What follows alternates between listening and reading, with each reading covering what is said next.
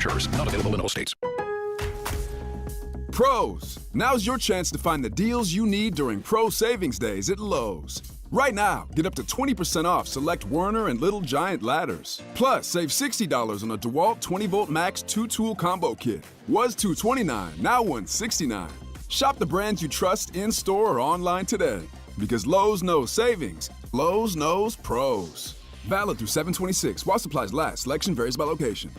Do you plan to travel, work part-time, or move somewhere warmer when you retire? At Edward Jones, we understand that no two retirement paths are the same. Contact your local financial advisor today. In Baton Rouge, call Tex Morris. In Laplace, call Robert Hemel. And in Baton Rouge, call Will Neighbors. Edward Jones, member SIPC. Insurance companies have teams of professionals to fight your claim. If you want to know what your case is really worth, I'm Spencer Callahan. I'd like to help. Spencer Callahan is the one to see. Call 387-2323. LA filing number 16-7970. WNXX, Jackson, KNXX, Donaldsonville, and WDGL HD2 Baton Rouge. This hour brought to you by Callahan Injury Lawyers. Now, The Hunt Palmer Show. You are now listening to The Hunt Palmer Show on 104.5 ESPN Baton Rouge. Locking down the middle of the day. Live from the Mercedes-Benz of Baton Rouge studios. This is Hunt Palmer.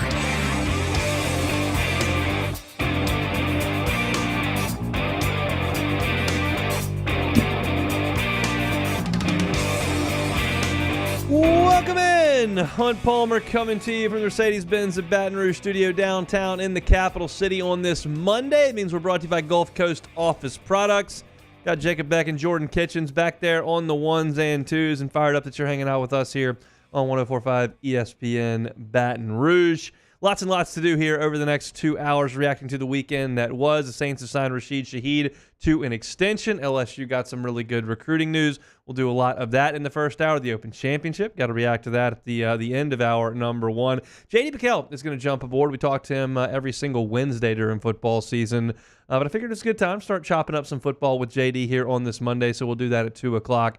Talking some Brian Kelly. He had a long video on Brian Kelly last week, and then I want to talk some SEC quarterbacks with him as well at 2 o'clock. And ESPN did an interesting story that I was reading through earlier this morning on the next 3 years for each team in the NFL. Gave its future power rankings. We'll talk about where the black and gold sit right there in hour number 2. They are just 24 hours from getting things underway out in California, and we'll certainly be talking a ton of Saints this week as they report to training camp as a full squad, not just the rookies who have been there for a handful of days.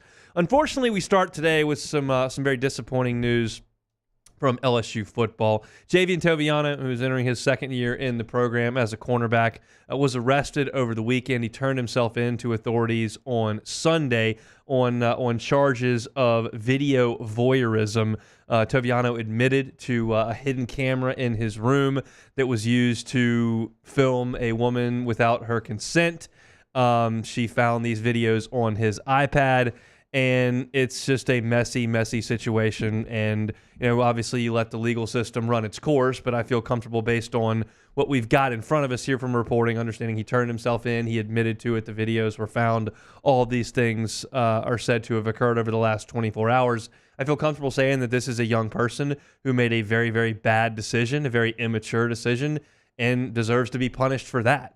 We'll talk about this from a legal perspective very briefly here. The legal system will run its course. We'll talk about this from a football perspective and from LSU's football team. They've suspended him from all team activities. Any NIL discussion that he would be having is going to be cut off at this point because that's part of the code of conduct here in most places, and LSU certainly falls under that umbrella. And he's going to have to deal with that. And if you're LSU from a football perspective, my suggestion is you kind of move on with the understanding that he's not going to be with you for a very long time. Maybe the legal system moves quickly. Maybe there's a resolution that you're comfortable with, and you determine what the outcome is at that point from a football perspective. But to me, as I'm analyzing LSU, about to report to camp here in a week and a half, I'm thinking they're doing so without Javian Toviano in the mix. And I think that's fair to do. He's got things that he's got to worry about far off the football field before he gets back and puts a helmet on. So I think we'll start to talk about this from a football perspective because that's where this show has its roots. And Javian Toviano last year for a bad defense played all 13 games. He made 3 starts. Most of those were at the end of the season when they kind of tossed he and Ashton Stamps to the Wolves and said, hey, freshman, go get him. Kind of started after the Alabama game after the bye week.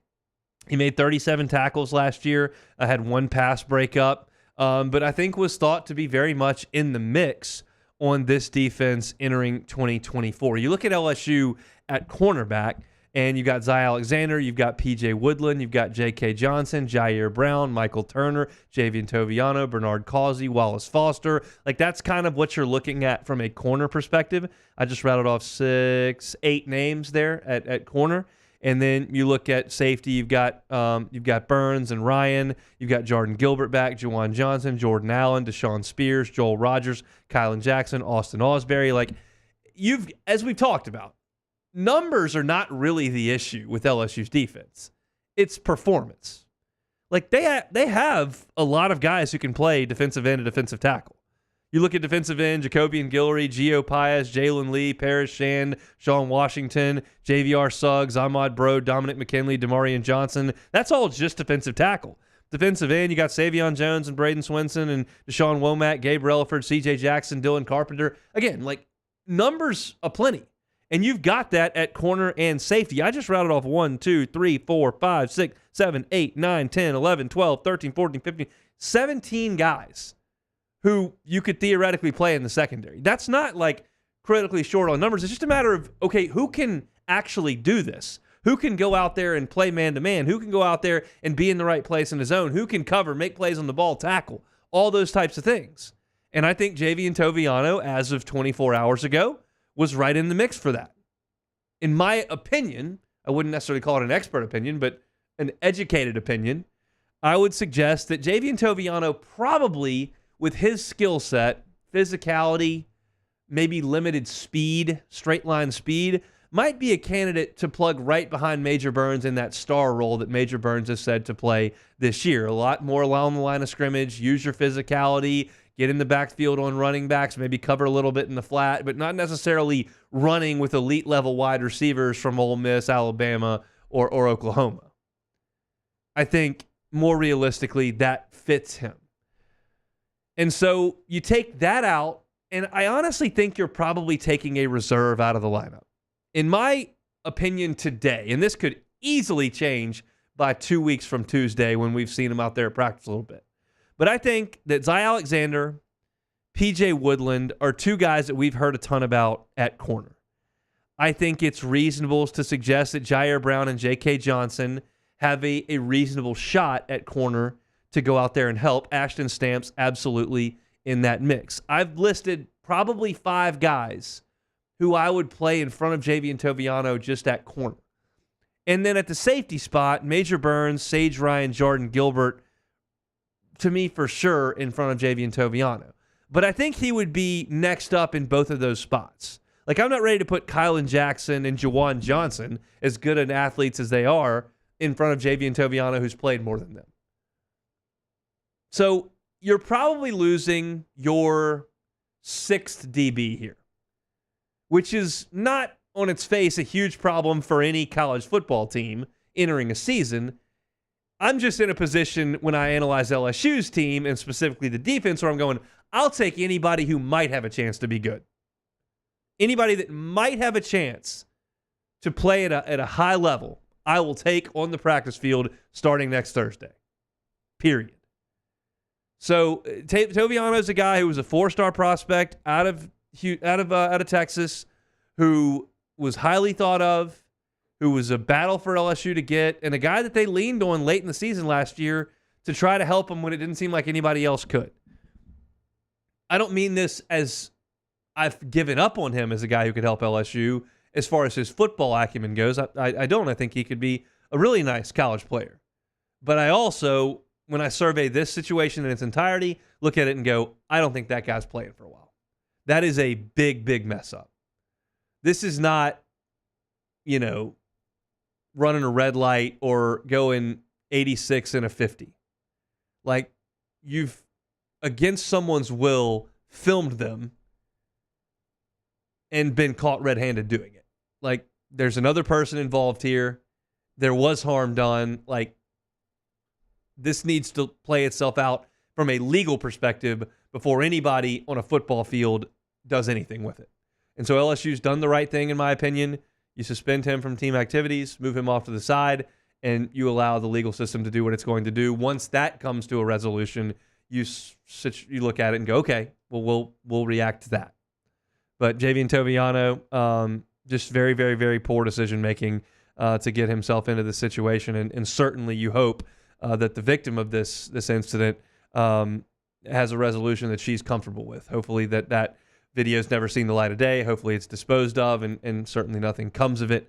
But I don't have those details at this point, so I couldn't speculate any further than that, other than to hope that nothing comes of the situation there with Javian Toviano and the victim of this incident. So that's unfortunately the news of the weekend for LSU football. On a negative side, that's the situation you're in this time of year. I do a radio hit up in Shreveport, and generally speaking, in July and August, there's generally a question like, everything good on the police scanner? I'm going to this point, but when you've got 85 scholarship young people, it's hard to herd all those guys in the right direction.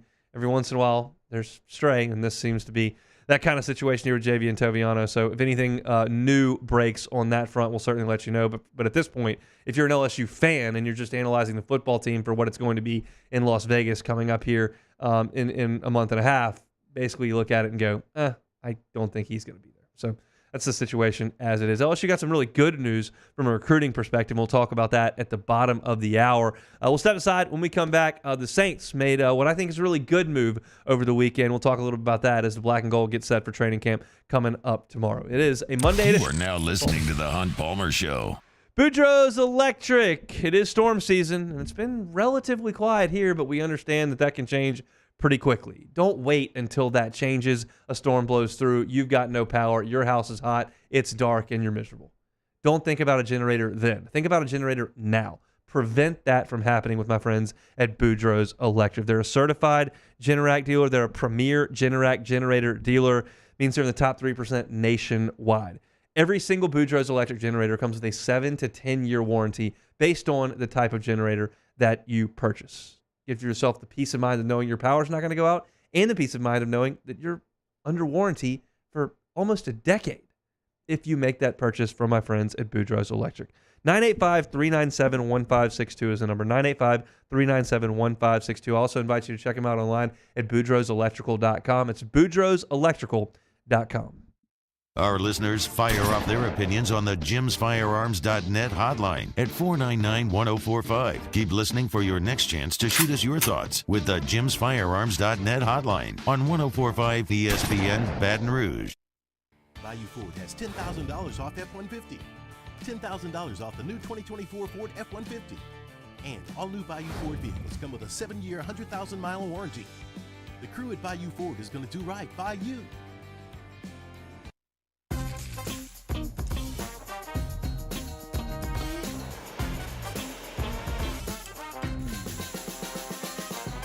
The best kept secret in town is out. Discover Tallulah at the Renaissance Hotel on Bluebonnet.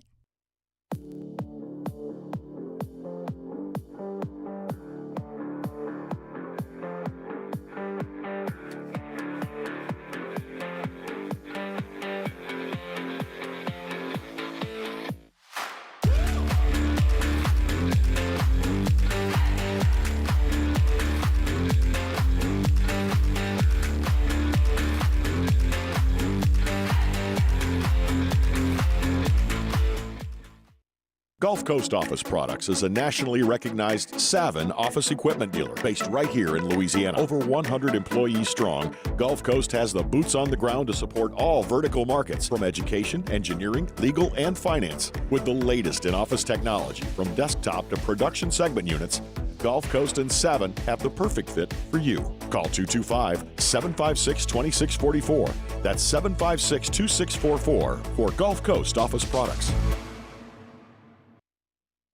Farming is a way of life for us. It's not something we get up in the morning and dread going do. It's just something we go to bed at night looking forward to getting up to go do. John Deere equipment is what we as farmers strive to have. It's in your blood, it's in your veins. It's just a part of who you are. Green is what we want to be in. The other tractors were acquired to patch it up to get to where you want to be. Where we want to be is in John Deere. Flip the switch and learn more about what it means to be powered by sunshine at sunequip.com. Jerry and Benny Payne began Central Plumbing Company out of their driveway in Tanglewood subdivision. 50 years later and 4 generations down the road, we continue to serve Baton Rouge and the surrounding areas for all of their plumbing needs. Residential, commercial, industrial, or hospitality, Central Plumbing is here 24/7, 365. We want to thank our customers, family, and friends for 50 years of success. And looking forward to 50 more. Breck teamed up to reimagine your parks, and you imagined big. With your help, we went to work, creating 12 beautiful community parks across the parish. A family-sized water park, miles and miles of trails, and parks just for your dogs. There are more places to splash, to explore, to run wild, and even soar. You imagined, we delivered. Matt Moscona inviting you to join us for Monday's AFR, presented by Relief Windows. Derek Meadows and Jabori Antoine make their college announcements. We'll discuss, and it's Saints training camp week. Join us 3 to 6, 104.5 ESPN Baton Rouge.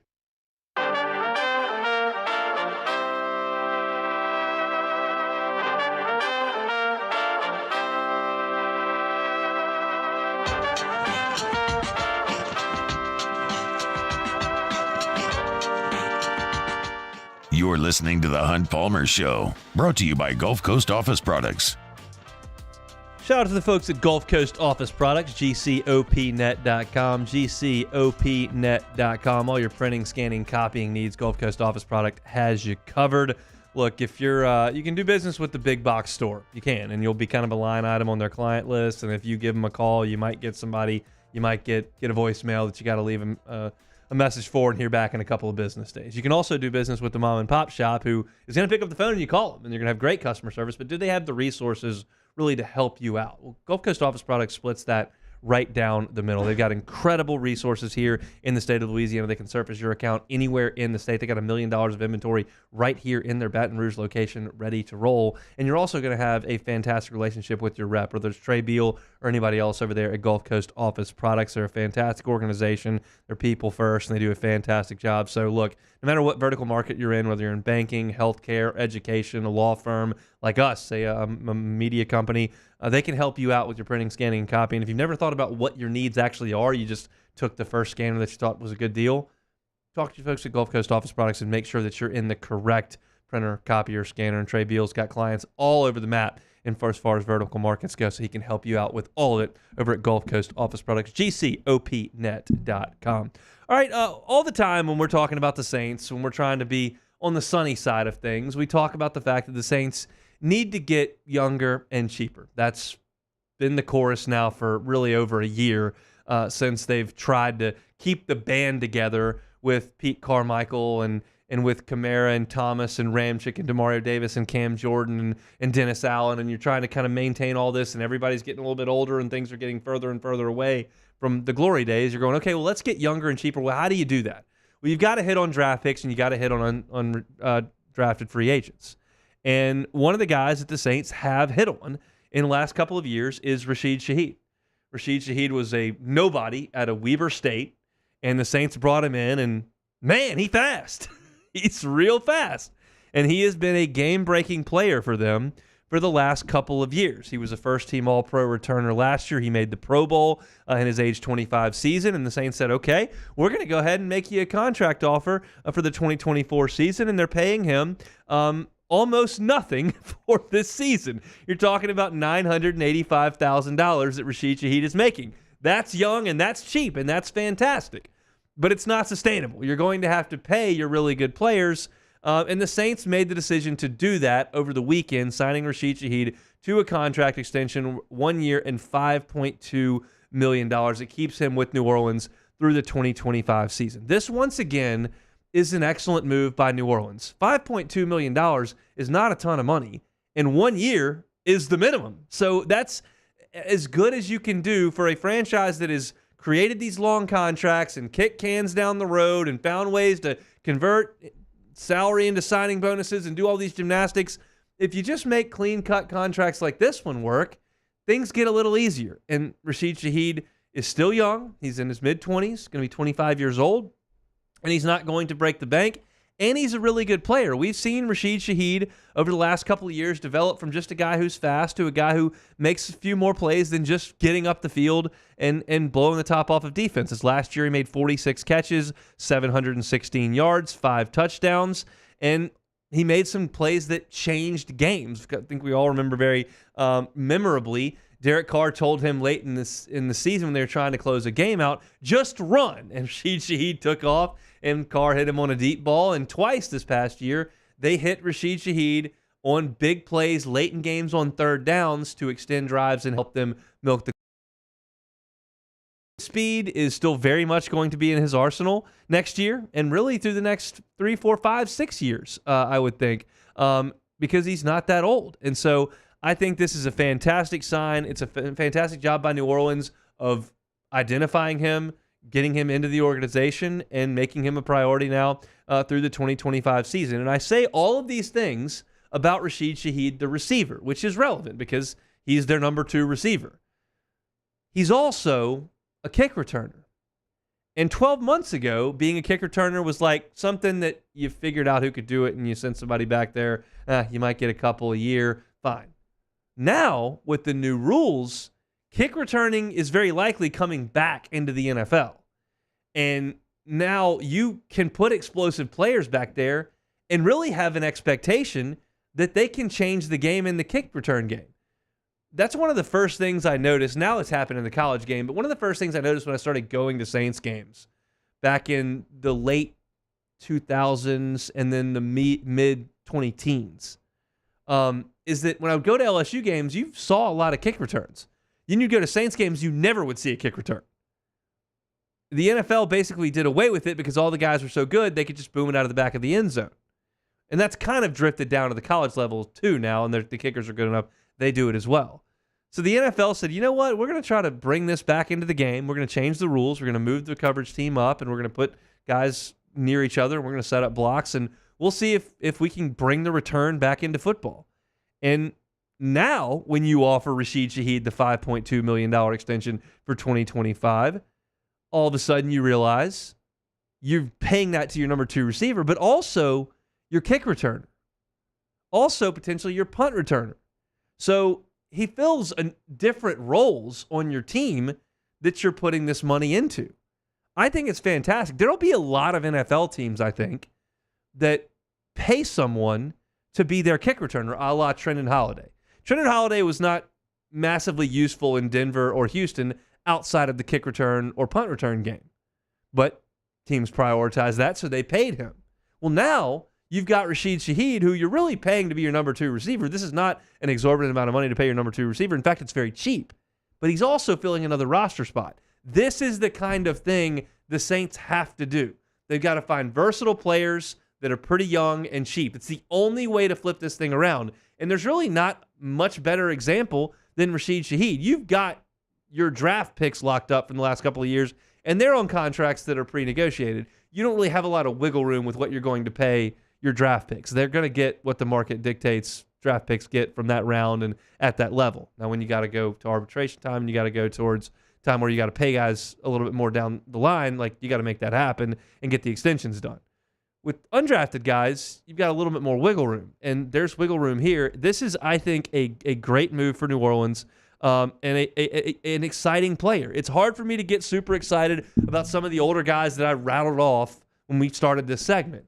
But this is a guy, along with Chris Olave, along with Brian Brzee, along with Taliesin Fuanga, along with Jordan Howden and Paulson Adebo and Alante Taylor, maybe A.T. Perry, maybe Kendre Miller. Like there are some young pieces here that need to be the next wave, and this guy looks like he's going to be one. So I think this is a very, very good sign for New Orleans. They get him agreed to a deal before camp cranks up. Look, Jordan, you're a black and gold man, a Who Dat fan from the core. What do you think about Rashid Shaheed and collecting a little extra pocket change? I mean, I think he's special, and I think it's a smart move to go ahead. Well, that means the team is banking on him to have a breakout season. So they're they're not beating the can down the road like they usually do, and just going ahead and get him an extra year on his contract. So I just think it could also mean he's not going to do as much returning because now he's locked in to be that type of guy. I don't know about that. With these new rules, I think that's part of the deal now. Like you can make plays. I expect to see Taysom Hill back there. I expect to see Rashid Shaheed back there. I think you got to put some real playmakers back there because they've now ushered that back into the game. It's not nearly as dangerous as it once was. Yeah. When you're talking about stationary coverage teams that are pretty close to you not getting a full run and start. Like I think he's going to be back there. I mean, I would assume so, but then it's also, what if our number 2 receiver gets hurt on a punt or kick return? Then it's kind of like A.T. Perry, Olave, and Bub Means maybe. I really couldn't tell you who's after A.T. Perry. Equiminius St. Brown they brought in? No, I hope he doesn't even make the roster at this point. But it's just like he's a little too important now. This is what this move means to me. It means that the team is buying into Shaheed and they're moving forward with Olave and Shaheed as the 1 and 2 dynamic. I think it's fair. I think your point is fair. I will also I slightly disagree. I think that they're going to want him back there, but I think what we can both agree on is that let's see it for 3 weeks. Let's see what this return game looks like. Yeah. And if it feels significantly safer, and maybe even more importantly, if it feels more so that you can create a big play, game changer, then you're going to need to do it. The Saints need every big play they can get. Oh yeah. Based on, we all think the offense is going to be new. We all think the offense is going to look better. We all think that they're going to be improved on that side of the ball with creativity and all these kinds of things. But that's just a hope. Rashid Shaheed is a game changer. We already know that. Yeah. So if we can get him back there and get him catching some kickoffs and making some real plays, setting up way better field position, that's something I think you're going to have to do. Oh, no, I want it. It's just I don't want to be, a Week 7 game against, the Giants. I'm just naming a team. And then Shaheed goes out there to catch a kick and just gets obliterated. And now we're out there with Olave, Bub Means, and Taysom Hill. Like, it's just like, that's a bleak picture. Yeah, it's very bleak. So, yeah. Hopefully that's not the case. But I think this is a good move for New Orleans. And I think that they need to continue to do things like this if they're going to kind of dig themselves out of this hole. We'll talk a little later in the show about what ESPN has to say about the Saints' 3-year history, a 3-year future compared to the rest of the league, and this is part of it with Rashid Shaheed and what he can be for this offense. So Rashid Shaheed, new contract extension for New Orleans. When we come back, LSU got some really good news on the recruiting trail. Is there any more good news coming on the recruiting trail? And potentially, could Jabari Antoine rethink things after committing to Miami over the weekend? We'll talk to Sam Spiegelman about all that coming up next. You are now listening to The Hunt Palmer Show. Every shot, every goal, ESPN Bet has fans covered for the biggest moments in sports this summer. The exclusive sportsbook of ESPN is the only place to find special offers and promotions from your favorite ESPN shows and personalities throughout the summer months. New users can get a bet reset up to $1,000 in bonus bets if your first bet doesn't win. So download ESPN Bet today. What a play. Must be 21 or older. Gambling problem? Call 1-800-522-4700 in partnership with LeBears Lake Charles. Terms and conditions apply. See app for details. In times of need, get a full list of phone numbers, websites, and other important emergency information on the Demco Stormwatch page at 1045ESPN.com. Bayou Chrysler Dodge Jeep Ram is taking $20,000 off new 23 Ram 1500 trucks. We're open for business in our beautiful new showroom and taking $20,000 off the powerful Ram truck. All new Bayou vehicles come with a 7-year, 100,000-mile warranty. The crew at Bayou Automotive is going to do right by you.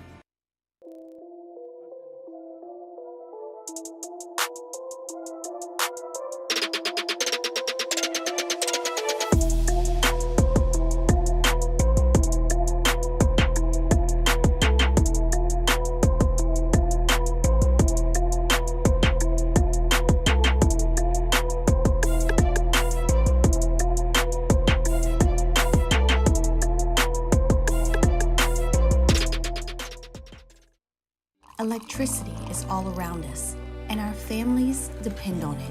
Every day is sparked by the power of a cold drink or a warm meal, a movie night, and a comforting light at the end of a dark hallway. From sunrise to sunset, playtime to bedtime, our team is ready to take care of your electrical needs.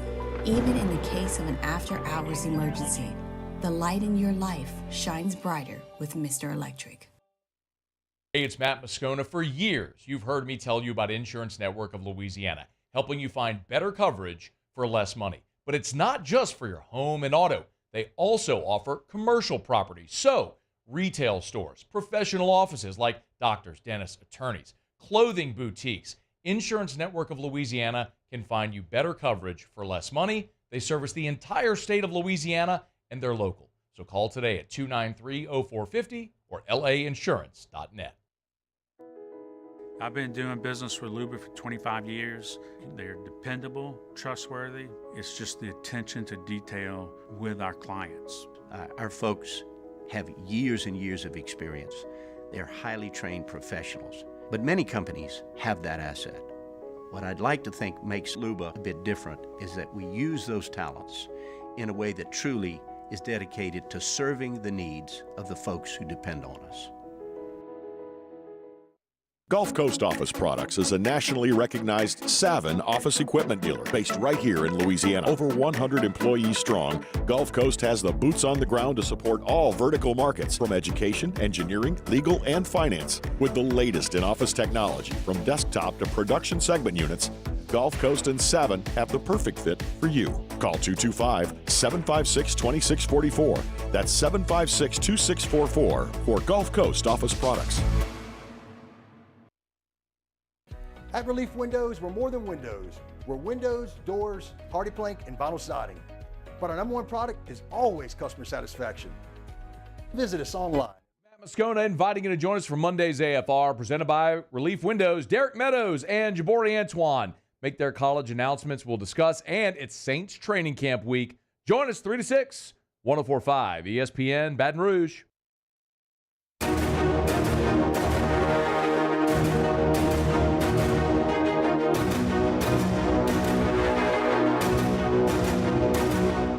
This is the Hunt Palmer Show, brought to you by Gulf Coast Office Products.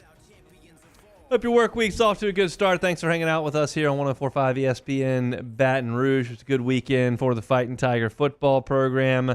Recruiting never sleeps, but it's really heavy right now in the late summer months, as a lot of prospects looking to make their commitments prior to their senior seasons cranking up, and that was certainly the case for four-star Derek Meadows from out in Vegas. To talk about all the LSU recruiting news, we bring in Sam Spiegelman, who's a national recruiting analyst for Rivals, at Sam Spiegs, where you can find him on Twitter, and he's now on the Jim's Firearms Hotline. Sam, thanks for the time. How are you? I'm doing great, man. Thanks for having me.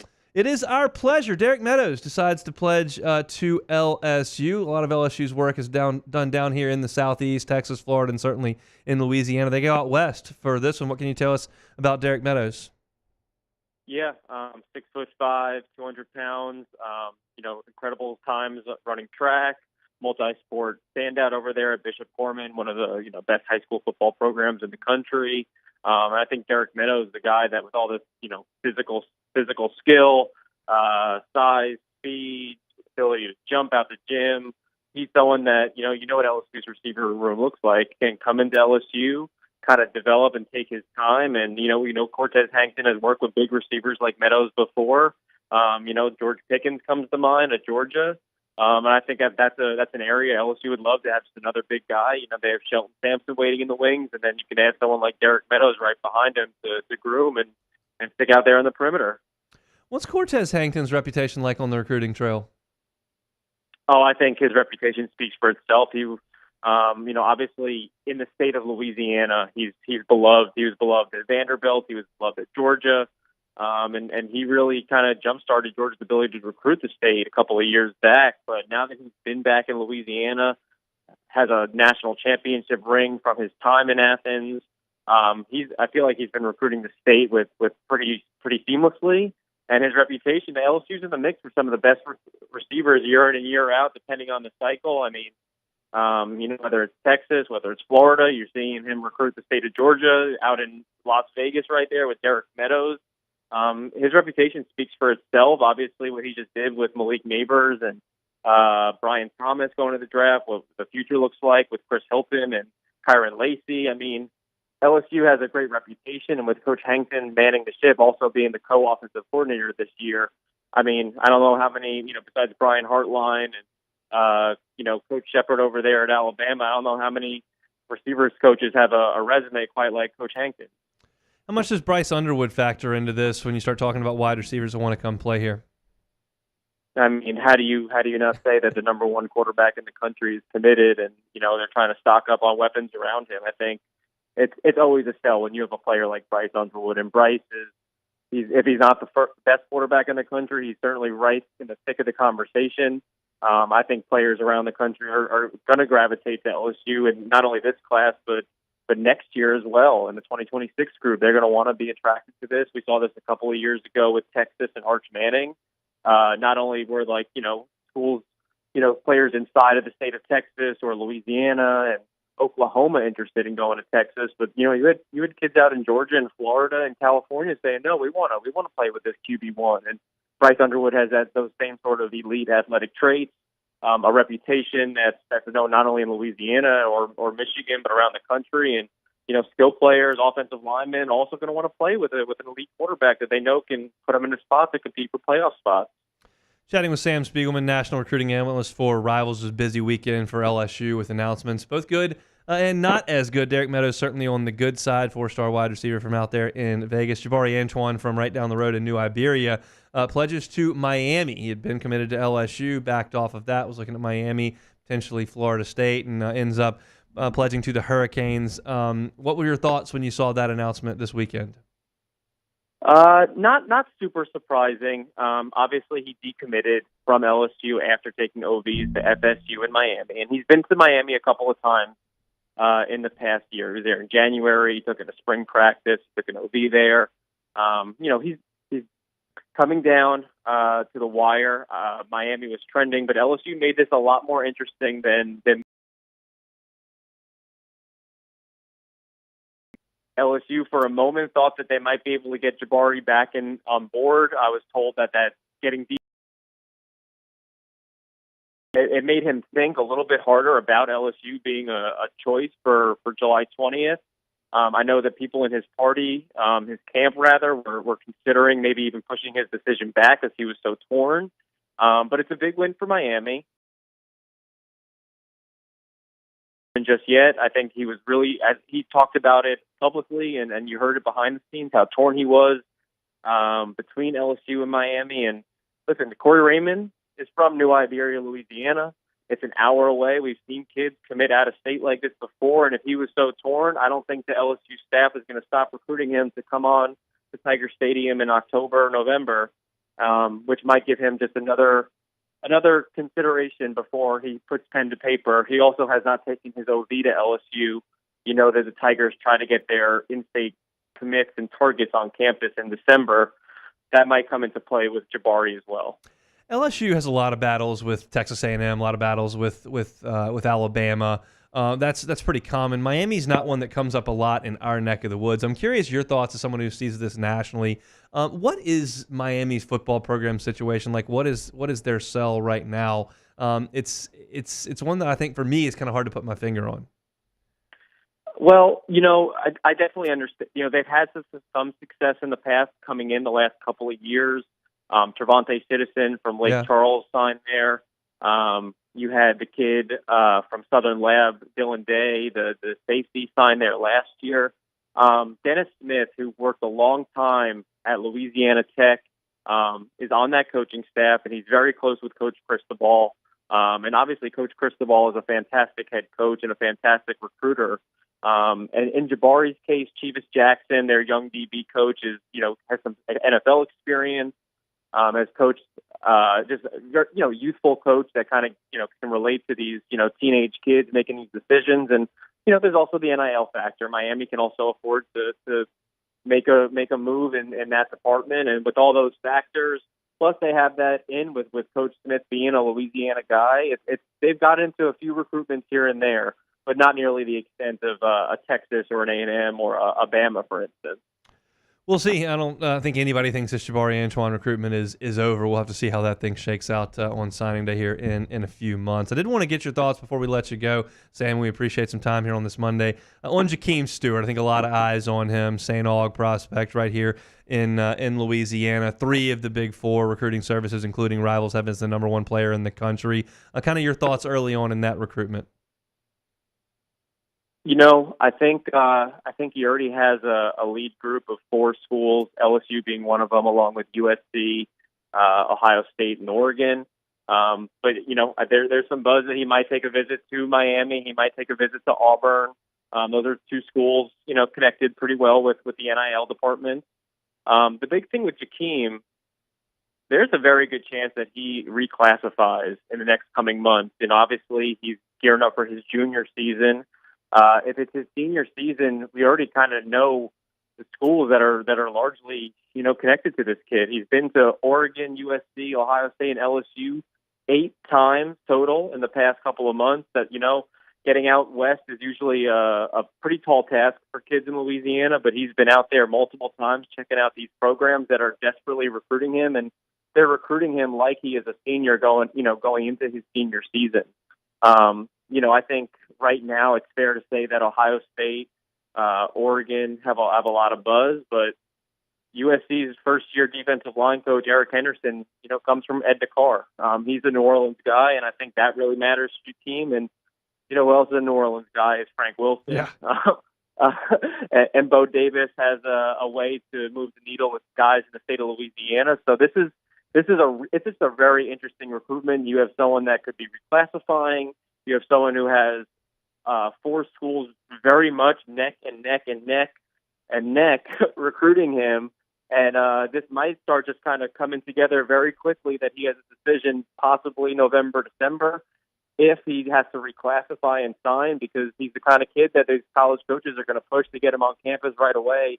I've heard college coaches in the SEC call him a generational type of talent, and haven't seen guys with this kind of size and athletic traits, moving like this and that they've ever seen. And they've been coaching for way longer than I've been in this business. So, it's a really interesting recruitment. He's a fantastic kid. He's a fantastic talent. Me from just a pure, curiosity standpoint, I'm just curious to see how he looks going into his junior season. He had such a great off season, in all these camps. He always kind of cleans up in these camps. But you really just love to see it on tape, just see him dominate. And he plays in the Catholic League. He's got Robert Valdez is now the head coach at St. Aug. That he's had success grooming guys like Savion Smith in the past at St. James. I'm just really curious to see what he looks like in the Catholic League going against some of the best in New Orleans week in and week out.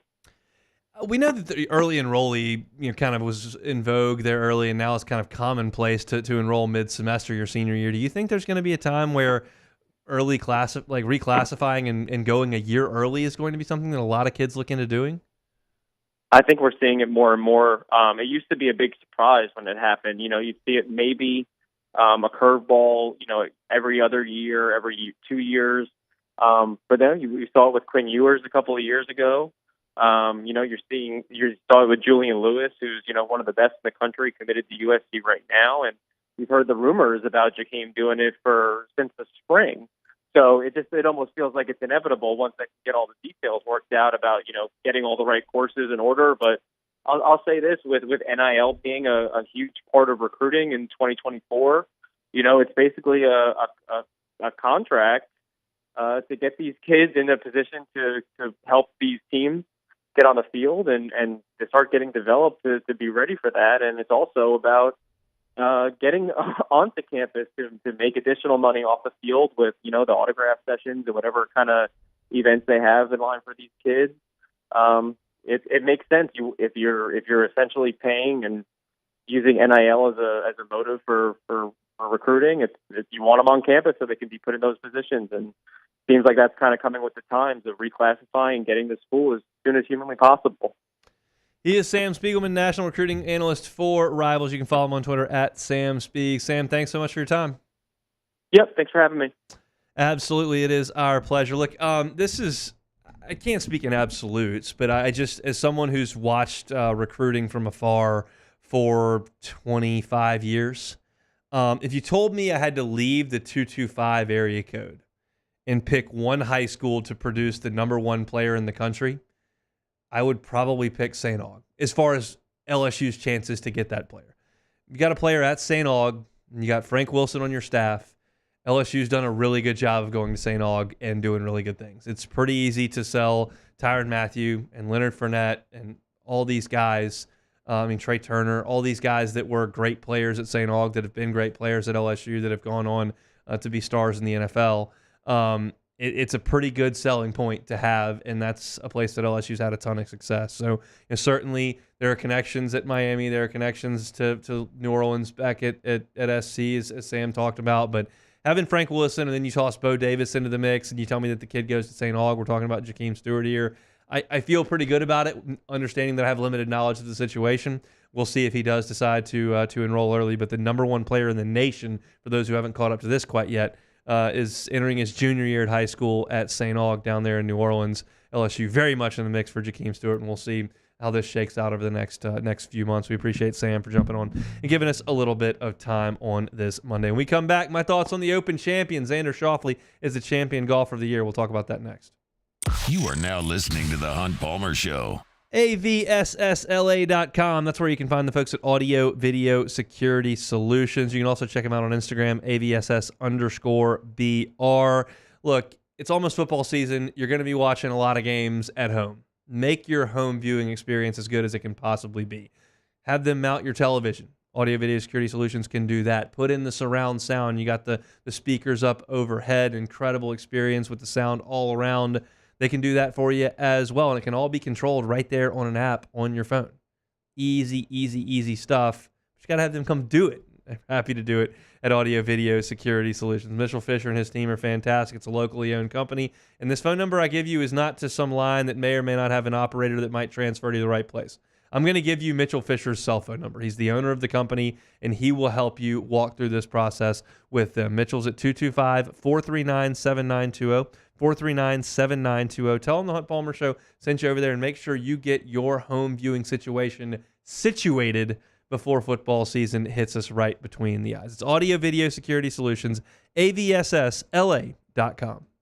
Get the 104.5 ESPN Baton Rouge app powered by Bayou Ford and tap the microphone icon to send us your thoughts in an audio message. Your message could be played on air during Off the Bench with Esther and T-Bob, the Hunt Palmer Show, and after further review with Matt Musco. There it is, the extra mile, on the border of expected and extraordinary for those willing to go further, like vans customized for work or play, with safety and tech to keep you connected, supported by a 5-star sales, service, and finance team, and backed by the 1-star you know. So go the extra mile. It's never crowded, because so few have what it takes to go there. Mercedes-Benz Vans. Farming is a way of life for us. It's not something we get up in the morning and dread going do. It's just something we go to bed at night looking forward to getting up to go do. John Deere equipment is what we as farmers strive to have. It's in your blood, it's in your veins. It's just a part of who you are. Green is what we want to be in. The other tractors were acquired to patch it up to get to where you want to be. Where we want to be is in John Deere. Flip the switch and learn more about what it means to be powered by sunshine at sunequip.com. Elevate brand visibility, ignite customer engagement with the power of radio and digital advertising combined. Guarantee Digital Media brings the two together as a trusted media partner in Louisiana for nearly a century. Claim your free digital audit at guaranteemedia.com.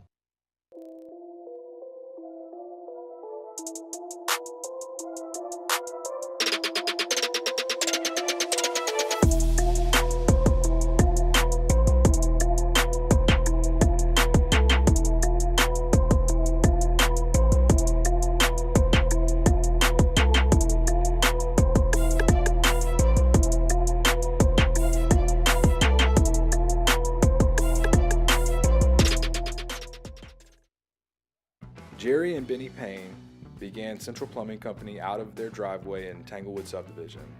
50 years later and 4 generations down the road, we continue to serve Baton Rouge and the surrounding areas for all of their plumbing needs. Residential, commercial, industrial, or hospitality, Central Plumbing is here 24/7, 365. We want to thank our customers, family, and friends for 50 years of success. And looking forward to 50 more.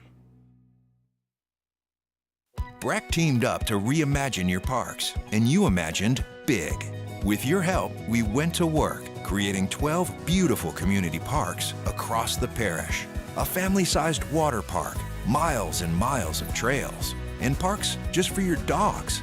There are more places to splash, to explore, to run wild, and even soar. You imagined, we delivered gold. Brack, your #1 park system in the nation. Electricity is all around us, and our families depend on it. Every day is sparked by the power of a cold drink. Matt Moscona inviting you to join us for Monday's AFR, presented by Relief Windows. Derek Meadows and Jabari Antoine make their college announcements. We'll discuss, and it's Saints training camp week. Join us 3 to 6, 104.5 ESPN Baton Rouge.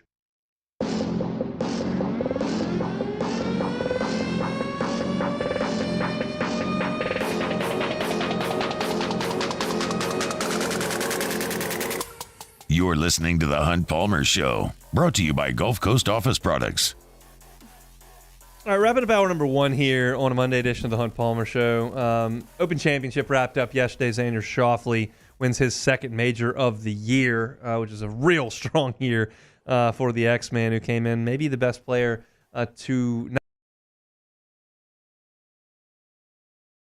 GA, and then winning the Open Championship over the weekend. To me, it was a great weather week of play because you had a couple of days where you could get it around and put yourself in position going into the weekend.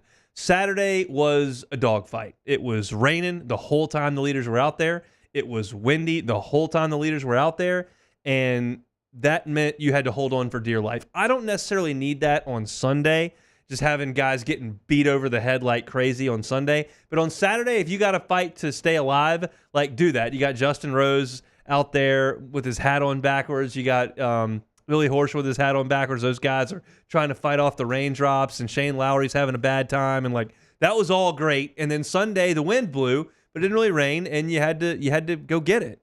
And Xander Schauffele shot a bogey-free 65, which was unbelievable. It was just fantastic. And I think so much about the level of his play. And I also think, man, on the flip side of it, like, Justin Rose comes in understanding this may be his last chance to ever win a major. He's put himself in position through 3 rounds to get it done one more time in his mid-40s in a sport that's being played by young 20s. And he goes out and shoots 67 with 1 bogey and got boat raced on Sunday. I think Xander Schauffele is the most complete player in the world. I don't think he's as good as Scottie Scheffler in totality, but I think he's a much better putter, which means his game is more complete. And I think he's had a sensational year that has vaulted him to me, the second best player in the world. Beck, your thoughts on any and all of that? Weather, Xander, Rose, Scheffler, or whatever you got. Yeah, well, first of all, you can give yourself a pat on the back, Hunt. We were texting about this tournament on Saturday, and you said you thought Xander would win. Yep. And he did. He played probably one of the best back nines we've seen in a major in recent history. Considering the conditions weren't great, and he still went out there, got 4 birdies on the back 9. It was pretty impressive to watch. And I do feel for Justin Rose, just, going back to the history of his career and when he was an amateur in 1998 at the Open and had that awesome performance and struggled throughout his career and has had some ups and downs. But, man, I would have been awesome to see him win. I think there's plenty of more majors for Xander out there. But Justin Rose probably agree with you there on his chances of getting another one. It's crazy to me that my entire life I basically based my golf rooting on Americans versus Euros. Yeah. And it's stopped. It's now PGA Tour versus Live. I pull for Rory now. I was pulling for Justin Rose to an extent yesterday. Like, I just want anyone who has gone to Live to lose. That's like my entire, and it's not, it happens more often than not. Bryson got it done back at the U.S. Open, but like, It's crazy to me that has shifted in my brain. I would have never thought that in a million years I'd be pulling for Justin Rose to do well. And I think, for Justin, he talked about it afterwards. It's like he's not even like have trouble sleeping after this one. Like, he went out, he shot 67 with 1 bogey. Yep. And Xander went with bunkers that are 1-stroke penalties all over the place on that golf course, and the wind blowing 20 miles an hour all day. He didn't make a single bogey. Like, that is remarkable. And the difference right now between him and Scottie is he had on, I think, 12 and 13, he had 16, 17 footers for birdie, and he made both of them. And Scottie is, no one makes a lot of those, but Scottie's missing too many 4-footers, and he 4-putted for a double, which essentially knocked him out of the contention for the tournament. Justin Thomas hit it out of bounds on the first tee, as my buddy so eloquently put it. JT just started his round like he was on a boys' golf trip on day 3. Like you've been just absolutely out of your mind, drunk for 3 days, and now you're trying to tee off with no sleep. That's what JT looked like on the first tee there. But great Open, awesome weather, I thought, a worthy champion, and now a guy that I think is put himself in contention as the best golfer in the world. Who would you take between the two? I would probably take him right now, just because we saw what Scotty can do with his irons and the driver and everything else, and except for the putting and also the short game to some extent. His short game is not incredible either. So you're right, I think, in saying that Xander is the more complete player. He putted really well this whole tournament. Scotty very poorly putted in this tournament, and he has in the recent tournaments he has not done well with the putter. So he's got to figure that out again. I don't know what it is. It's got to be mental, but I would take Schauffele. Apparently, since he switched to the mallet, he's only had 2 bad putting tournaments. Now, they're the ones we all watched. Yeah. It was the U.S. Open and the Open Championship. Those are the 2. But like he's apparently been really good outside of that, which is why he's winning all these elevated events as well. The interesting fact, like Scotty tee to green is number 1 in the world by a good bit, and Xander's right there with him. Is like he's in the top of the sport. Scotty's like 81st in putting right now. Guess what Xander is? 10th? 2nd. Yeah. Denny McCarthy, statistically speaking, maybe the best putter ever. Yeah. No one knows who that is because he doesn't hit it a long way, and he's not a guy, but he makes a obscene amount of 10, 12-foot putts. But Xander Schauffele's second to him, which is, when you compare that, put the length he's added, the iron play that he's always had, and the putter that he's got, he's real tough to handle. And probably can get a gold medal in a few weeks here as well. He'll be in Paris at the Olympics playing for Team USA, trying for his 2nd gold. He's already won one of those. That's it for hour number 1 here on a Monday edition of the Hunt Palmer Show, presented by Gulf Coast Office Products. Got a lot to get to in hour number 2. When we come back, what are we starting with? J.D. Pickell talking some SEC quarterbacks. Come back after Sports Center, Hunt Palmer Show. Bayou Ford has $10,000 off F-150. $10,000 off the new 2024 Ford F-150. And all new Bayou Ford vehicles come with a 7-year, 100,000-mile warranty. The crew at Bayou Ford is going to do right by you. Breck teamed up to reimagine your parks, and you imagined big. With your help, we went to work, creating 12 beautiful community parks across the parish. A family-sized water park, miles and miles of trails, and parks just for your dogs. There are more places to splash, to explore, to run wild, and even soar. You imagined, we delivered. Gold. Breck, your #1 park system in the nation.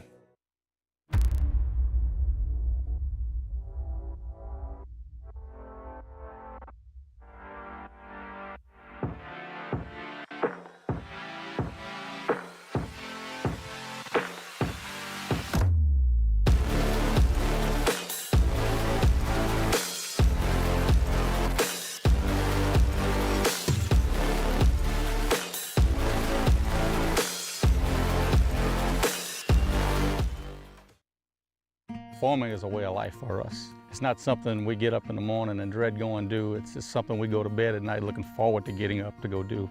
John Deere equipment is what we as farmers strive to have. It's in your blood, it's in your veins. It's just a part of who you are. Green is what we want to be in. The other tractors were acquired to patch it up to get to where you want to be. Where we want to be is in John Deere. Flip the switch and learn more about what it means to be powered by sunshine at sunequip.com. I've been doing business with Luba for 25 years. They're dependable, trustworthy. It's just the attention to detail with our clients. Our folks have years and years of experience. They're highly trained professionals, but many companies have that asset. What I'd like to think makes Luba a bit different is that we use those talents in a way that truly is dedicated to serving the needs of the folks who depend on us.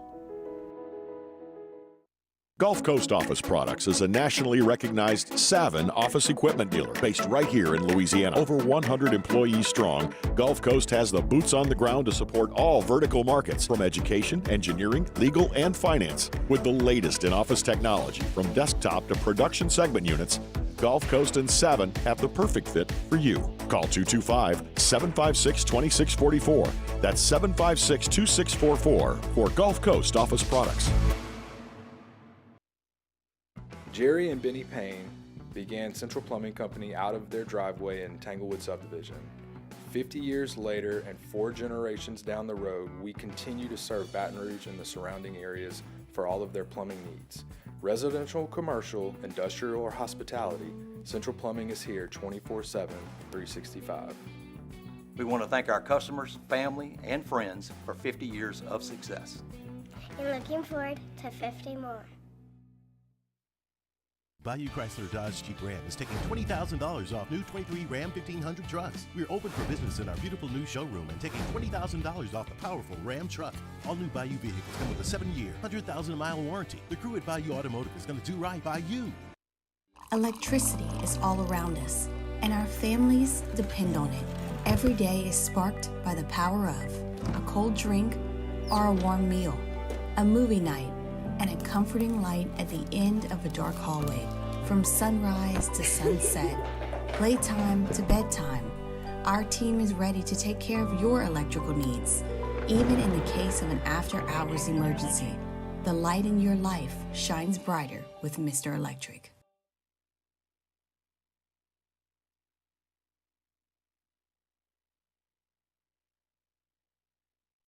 This is SportsCenter. I'm Christine Lisi. Packers quarterback Jordan Love has informed the team he will not practice during training camp until his new contract is done. Love, entering the final year of his rookie deal, does not want to risk a significant injury. GM Brian Gutekunst told reporters he understands that stance, is hopeful a deal will get done soon. Love certainly established himself as a franchise QB in 2023, points out ESPN NFL analyst Herm Edwards. He's a fantastic player. You said it down the stretch, 21 touchdowns. And when you think about this guy, he's following Aaron Rodgers and Brett Favre. So he's chasing history as far as Green Bay quarterbacks, and he's got all the potential to put up big numbers and win a lot of games. In his opening remarks at ACC kickoff, Conference Commissioner Jim Phillips said the league would fight lawsuits with Clemson and Florida State for as long as it takes. The conference is bigger than any one school or schools. FSU and Clemson are suing the ACC over the league's withdrawal penalty and the grant of rights. The conference is countersuing both, aiming to uphold the grant of rights. Hey, it's your resident Super Bowl champ, Chris Candy. Coming up on Tuesday, the Eagles have Super Bowl aspirations. I'll tell you why it won't be the players' fault when they fall short. It's Unsportsmanlike, 6 a.m. Eastern, right here on ESPN Radio, ESPN2, and ESPNU. Ladies and gentlemen, may I direct your attention to something quite extraordinary? Now, the Hunt Palmer Show. The Hunt Palmer Show on 104.5 ESPN Baton Rouge. Live from the Mercedes-Benz of Baton Rouge studios. This is Hunt Palmer.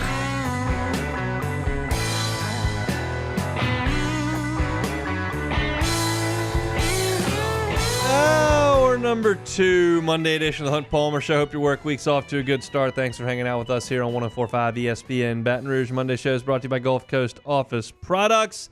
Got plenty to talk about here in the final hour. We're going to look at an ESPN story about all the teams in the NFL over the next 3 years. Where do the Saints stack up with the rest of the league there? We'll talk about it coming up in 15 minutes. Let's talk some college football right now. J.D. Piquel, our guy during football season from On3 Sports, host of the Hard Count with us on Wednesdays during football season. But I gave him a little buzz, said, hey, you want to come talk some football on a Monday? And I had a suspicion he might be available to do it, and in fact he is. So he joins us now on the Jim's Firearms Hotline. A guy who's always down to talk some ball, that is J.D. Piquel. J.D., how are you?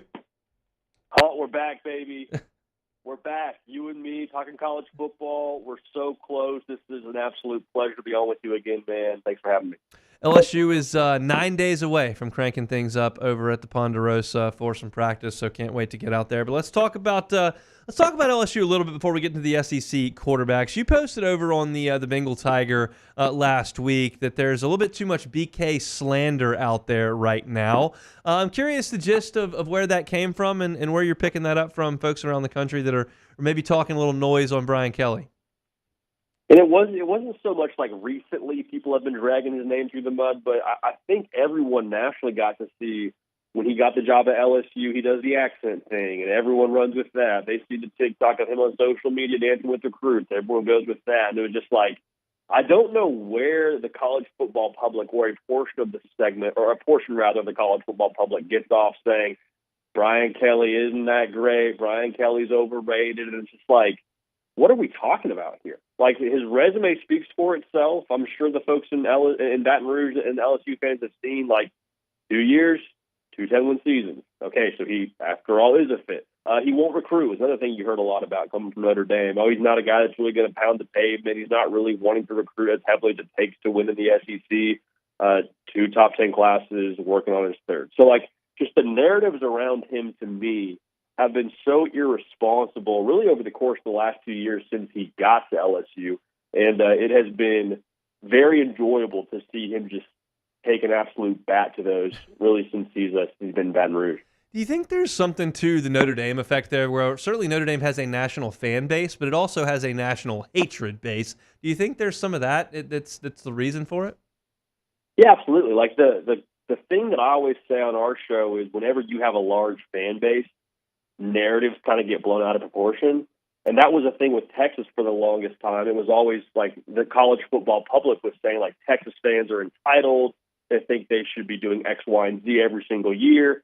And it's like, well, maybe, like, you're really hearing from the 10% of that Texas fan base, but the difference with the 10% of the Texas fan base is they dwarf, the average fan base in college football. So all that to say is, if we're giving each fan base, the personification of them being their own boombox, like, Texas just has a bigger boombox that some of that 10% gets to blur out of. So that's a roundabout way to say, yeah, I think the Notre Dame effect definitely played a factor in it. And also, like, let's just call a spade here. Like, there are some things at Notre Dame that you, quite frankly, are not able to do that you can do at LSU. Like, the geographical challenges, the academic, standards that are in place at Notre Dame are extremely difficult to recruit with. And so I hope Marcus Freeman does great things at Notre Dame. I love what he's done so far, but I do think that some of that probably was a bit of what happened at Notre Dame and what they hadn't achieved. We'll see. Recruiting seems to go pretty well down here at LSU. We'll see if the wins follow. Let's talk some quarterbacks as we get ready for some SEC football. There's a really strong base of proven returning quarterbacks. The Quinn Ewers, Carson Beck, Brady Cook. You can talk about Jackson Dart, Jalen Milroe, Peyton Thorne, Graham Mertz. Like, all those guys are proven commodities at the college level. So I'll take those guys out of this discussion and kind of go to the talented, unproven folks. And that's where Garrett Nussmeier falls, with Nico Iamaleava from Tennessee, with Connor Wigman, with Jackson Arnold over at Oklahoma. Where does Garrett Nussmeier, you think, in your eyes, rank with those guys? I think he is right behind Nico Iamaleava. And some of that is a little bit unfair to Garrett Nussmeier because, quite frankly, we haven't seen Nico Iamaleava play a whole lot of college football. So some of that is like the unknown is undefeated, and a lot of us are getting excited, myself included, about what he was as a prospect. So there's still some unknown there. But if you were to push back hard against me and say, you know what, JD, we've seen more of Garrett Nussmeier.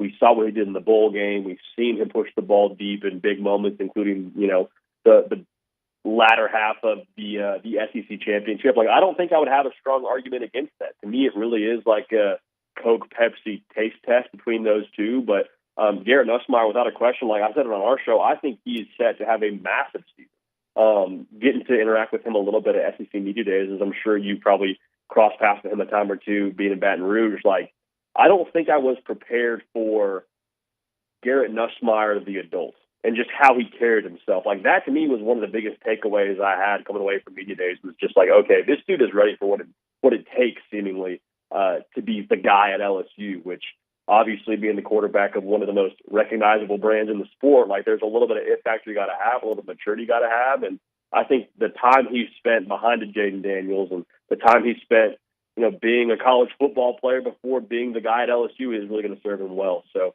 and that answers your question. I think he's top two, but if you had a number one, I wouldn't push back too hard.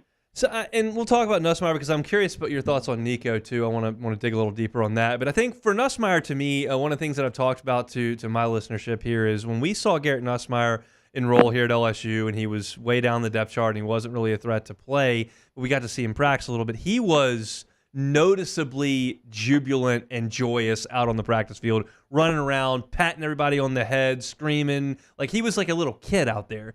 And I don't necessarily see that anymore. And I think there's a piece of that that's him kind of maturing and realizing that I'm not like the kid who's out here to have fun and make friends. Now it's time to lead a football program. But also I think there's just the fact that he's a coach's kid, I think, lends itself to that type of progression. Do you tend to agree?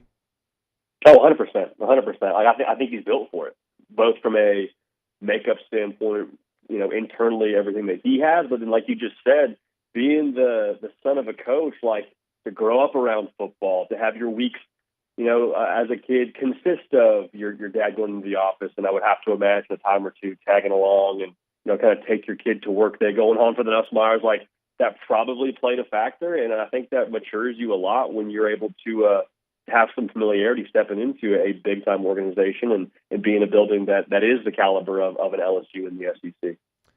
All right, let's talk about Nico, because I think there was a discussion entering last year, okay, how much of this was Josh Heupel, how much of this was Hendon Hooker with Tennessee's monster year back in 2022 before Hooker got hurt. And if you look at last year, you go, okay, maybe it was really Hendon Hooker. But maybe there's a chance Nico could be that type of player, and this thing gets humming again to be one of the best offenses in college football. I'm buying Tennessee. I think they're a playoff team for me at this point in the calendar, and I don't see that a lot out there. Are you kind of lined up with that, or do you think I'm being a little ambitious for a guy who hadn't played at all? No, man, I'm with you. And honestly, to kind of play devil's advocate a little bit, the Josh Heupel, Hendon Hooker's, conversation is intriguing, but we look at what Joe Milton did, and honestly, like, Tennessee still averaged about 30 points a game. Yeah. And Joe Milton, I think, had a lot that he was responsible for that he did not do well. There's no argument about that, but I think taking away a Jalen Hyatt and then losing Brew McCoy during the South Carolina game and really having one guy to throw the football to in Squirrel White, that to me was also a major hamstring for Tennessee's offense. So to have quantity of weapons, that the fact that Nico got to sit for a year and be able to learn the system and not get thrown in the fire right away, I'm with you. I think Tennessee will return to a very similar form they were in 2022. And I think the defense to go with it now is also kind of what makes them scary. Like, I know the quarterback and the offense and the head coach is what's going to get the headlines, deservedly so. But, I mean, that unit out there under Coach Banks defensively, like, they are substantially improved from what they had in 2022. I don't think you're any longer just hoping and praying that you can score 45 so you can have a chance to win a football game. It's a lot more like, okay, if we don't score on this drive, our defense is going to have our back, and I think it's a good vibe for the folks in Knoxville, without question. Might have the best pass rusher in the country as well, so that's a nice piece to the puzzle. Last one here, JD. We appreciate some time here on this Monday. Oklahoma comes to Tiger Stadium to finish the regular season. Jackson Arnold theoretically will be leading that offense as they come into Death Valley. What are your expectations for him in his first year as a starter in Norman? My big hope for the Sooners in Oklahoma is, like, can we at least get a gauge for Jackson Arnold? But what I mean by that is, as good as I think he can be, a lot of what I'm worried about for Oklahoma in 2024 is their ability to protect him, because they replace almost that entire offensive line, I believe. And I love Bill Bedenbaugh; he's one of the best offensive line coaches in college football, period. But, like, to still have to replace 5 cats up front for a first-year starting quarterback, like, that's a tall task. So I think Jackson Arnold isn't so much the concern for me as much as, hey, can we give him time to throw the football? Because if they give him time to deliver the football, I think he's going to eventually have that light bulb moment, whether it's, week 4, whether it's week 8. Like, I think the light bulb at some point will come on for Jackson Arnold. And when that happens, they got some dudes for him to throw the football to really, really make him look good. So I'm buying Jackson Arnold's stock, but it's contingent upon, does he have an offensive line to give him a couple Mississippis to throw the football. We'll give you a couple of weeks off, and then we'll link back up and start going weekly here in a couple of weeks, JD. Tell everybody what they can expect from your end of content as camp strengthens up across the country. Well, one, I appreciate that. I'm fired up for us to be back on the airwaves here on a weekly basis. That's first. Second, man, I know we're rounding the corner into August, and so next week we're actually kind of calling our shot from a prediction standpoint. Wow. So we'll do a couple of team predictions. We'll make our national title prediction. All that will be next week with our conference picks and our playoff picks on Thursday. Next Thursday, that is, on the YouTube channel. So it's here, man. It's here. Past media days, we are into the belly of the beast here in just a few weeks. Check out the On3 YouTube channel. Subscribe up. Get your football content all year round. But now it's football season, so you get it every single day. JD, we'll do it again soon. Thanks, man. Let's go. You the man, huh? Appreciate you. JD Piquel, you can follow him on Twitter at JD Piquel. I said this all last week. I'm holding firm with it. I think Tennessee is a really good football team this year. That's my early buy, and I think a lot of that's based on the shoulders of Nico Iamaleava, who I have not seen play, but I just have heard he's really good. So I'm gonna go with that. And I know what the rest of that roster kind of looks like. I know they've got offensive line back. They've got two proven playmakers on the outside. They've got probably the best pass rusher in college football. I just think it's a pretty complete roster. If Iamaleava is close to Hooker, then I think you've got a team that can be really, really dangerous. So if I'm going to come off of Georgia and everyone's favorite pick, Texas, at the top of the league and kind of pick somebody to slide in there and maybe make a surprise, Tennessee is my team at this point. So we'll see how that materializes. Thanks to JD for giving us a little bit of time. 1-32, ESPN ranked the 32 teams in the NFL based on what they expect the next 3 seasons. Where do the Saints fall in that? We'll see. Coming up next. You are now listening to The Hunt Palmer Show. One Bath and Closets. OneBathAndClosets.com is the website. David Duvall and his team, 30 years redesigning and remodeling bathrooms and closets. Maybe it's a full-scale remodel of your bathroom or your closet just need a whole new get-up. They can handle that. It's just one call. You don't have to call 4 contractors to get it done. You call one at One Bath and Closets. Maybe it's something simple like a tub-to-shower conversion. I tell you about this a couple of times a week, but it is so simple and can be so impactful in your bathroom. If you've got an old tub, kind of a rusted, dingy tub, doesn't do anything because you don't take baths, pull it out of there. Put in a gorgeous glass walk-in shower. Changes the look of your bathroom, changes the functionality of your bathroom, and adds a little value to your home as well. You can do that by going online, getting that free consultation, tell them the Hunt Palmer Show sent you, and then all of a sudden you get $1,000 off of your job at One Bath and Closets. One Bath and Closets at onebathandclosets.com. Our listeners fire off their opinions on the jimsfirearms.net hotline at 499-1045. Keep listening for your next chance to shoot us your thoughts with the jimsfirearms.net hotline on 1045 ESPN Baton Rouge. Érase una vez un Infinity, diseñado para despertar tu imaginación y desafiarte a soñar, con 3 lujosas filas de asientos. El totalmente nuevo Infinity QX80 de 3 filas. The Windsor Senior Living Community in Mandeville, Louisiana is a beautiful, vibrant apartment community geared toward seniors. They are nestled right in the heart of Mandeville, where seniors live a more carefree lifestyle in spacious apartments with the peace of mind that comes from having a little extra help. Call the Windsor at 985-624-8040 to schedule a lunch and tour. Come see how the Windsor can be your passport to peace of mind. Hey, it's Matt Moscona. For years, you've heard me tell you about Insurance Network of Louisiana, helping you find better coverage for less money. But it's not just for your home and auto. They also offer commercial property. So, retail stores, professional offices like doctors, dentists, attorneys, clothing boutiques. Insurance Network of Louisiana can find you better coverage for less money. They service the entire state of Louisiana, and they're local. So call today at 293-0450 or lainsurance.net. Farming is a way of life for us. It's not something we get up in the morning and dread going do. It's just something we go to bed at night looking forward to getting up to go do. John Deere equipment is what we as farmers strive to have. It's in your blood, it's in your veins. It's just a part of who you are. Green is what we want to be in. The other tractors were acquired to patch it up to get to where you want to be. Where we want to be is in John Deere. Flip the switch and learn more about what it means to be powered by sunshine at sunequip.com. I've been doing business with Luba for 25 years. They're dependable, trustworthy. It's just the attention to detail with our clients. Our folks have years and years of experience. They're highly trained professionals, but many companies have that asset.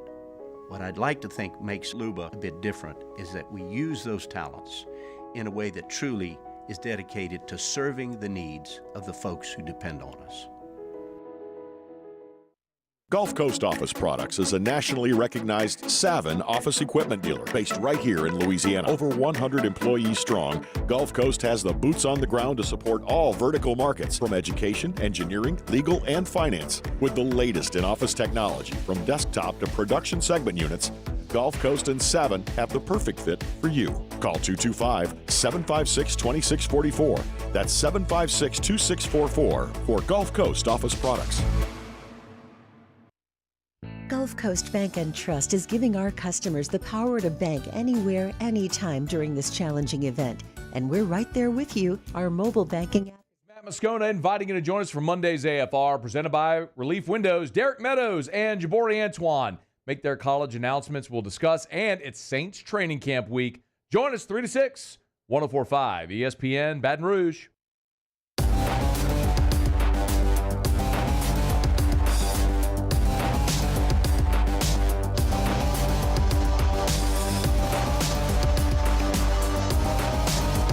This is the Hunt Palmer Show, brought to you by Gulf Coast Office Products. All right, the Saints report to training camp this week. We'll have breakdowns from Sharif Ishak and Luke Johnson moving forward this week, and very, very much excited for them to get on the field so that we can analyze some of that as opposed to just breaking down lists and contracts and whatnot that we've been going through really for the last couple of months. But while they're not on the field today, we'll go through another list here from ESPN. It's an insider piece, and it was put together by 3 people from ESPN. Dan Graziano, who's an insider with ESPN. Louis Riddick, who does some television work for them, has been in front offices in the NFL as well, and really knows the league inside and out. And then Aaron Schatz, who is an analytics guy with ESPN. Those 3 guys came together, and they put together their future power rankings, which means this season and the 2 to follow, 3 total. And they ranked the NFL how they think those franchises will look over a 3-year span from 1 to 32. Jordan, I'll ask you to open your mic. Do you think the Saints are in the top 10? No, not even close. Do you think the Saints are in the top 15? No, not even close. They are not. Do you think they're in the top 20? We might be. It's getting hotter. It's getting hotter. Do you think they're in the top 20? Yes or no? No. All right. Do you think they're dead last? I can't do dead last. They're not dead last. Okay, I can't do dead last. Okay. They're next to last, 31st in the league by this metric. What they did was they took a look at the entirety of the roster outside of quarterback. Okay. They took quarterback. They took the front office and the coaching staff. They gave those scores a objective value. 100 was elite, 90 is great, 80 very good, 70 average, 60 very bad, and 50 and below disastrous. Yes. And they gave everybody a metric, and then they went through. And a lot of the teams that you would imagine are towards the top. The Kansas City Chiefs are tops in the list. They've got the best quarterback, got the best coach, second best front office, second best overall roster. They think the Chiefs are going to be great. The Ravens are second on this list. Yeah. Fourth best roster, fourth best quarterback, coaching number 5, front office number 3. So you go down to the Saints. And as I mentioned, they are second to last on this list. Who's below us? That's the main question. The only team below the New Orleans Saints are the Las Vegas Raiders. The Saints, they say, have the 22nd best roster outside of quarterback. They give them a 73 grade, which is about right at average. Okay. They say the Saints have the 28th best quarterback situation. Only 4 teams worse. They say, as far as coaching, the Saints are 31st in the league. Only 1 coach worse than New Orleans. That's a good grade. That's about right.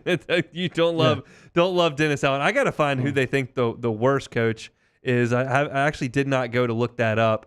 I gotta find it somewhere. Now we need to know. I think it's Robert Saleh for the Jets that they have as the worst head coach. It is. So that's the only one lower than Dennis Allen. And then for front office, they have the New Orleans Saints at 32, the worst front office in the NFL. And this stems from the national perspective of the Saints' plan, which is to continue to kick salary cap troubles down the road.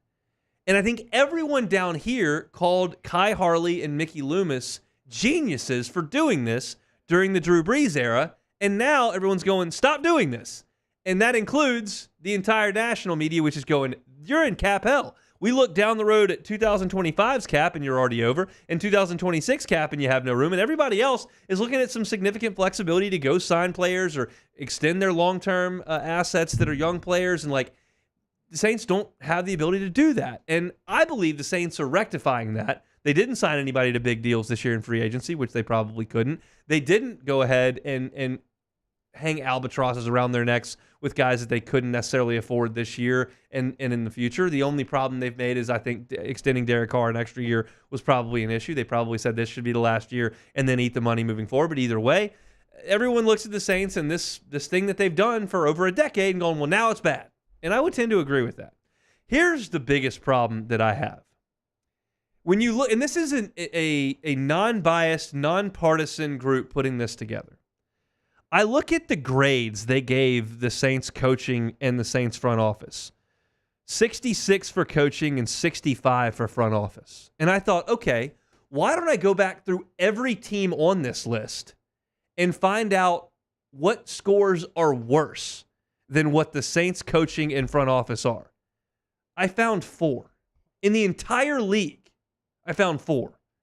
They think the Raiders' quarterback situation is worse than the Saints coaching and front office. That's Gardner Minshew and Aiden O'Connell. They think that is worse than the Saints. Sure, I would suggest that it is. No fight. The Panthers roster is a 65, which is even with the Saints front office. That team that couldn't do squat last year, that is what they think the Saints coaching staff and front office, that's the level they think that it's on. The Broncos roster, we know that Sean P. didn't exactly inherit a thing of beauty there. And that's a 63, a little bit worse than the Saints coaching in front office. And then, as I mentioned, Robert Saleh as the head coach of the Jets, they think that that's worse than New Orleans. That's a 66. So, like, they think that the Saints coaching in front office is the worst in the league across all organizations at any spot. That, to me, is woe-worthy. I mean, it screams volumes more than what you're saying, because it's like everybody else sees it, but the people in the building. Everybody else, these are, like you said, these are media personalities that have nothing to do with Louisiana, nothing to do with Saints. They have no bias, so they're giving you their true 100% feelings about how everybody else in the NFL views the Saints. So this is facts. We definitely have. Mickey Loomis has been the general manager of the Saints since like 2002. I don't think there's any team in the not association, the league that has a general manager that has been in power that long. That's a problem to me. So you have that. Dennis Allen, I don't think he's ever had over 10 wins yet in his coaching career. No, he's never had over 10. Exactly. Never had over 10 wins. Not even, I mean, last year was close, but no, not close enough. Yeah, not close enough. So you get there, you make the playoffs. You make the playoffs, and we probably wouldn't even have this conversation, right?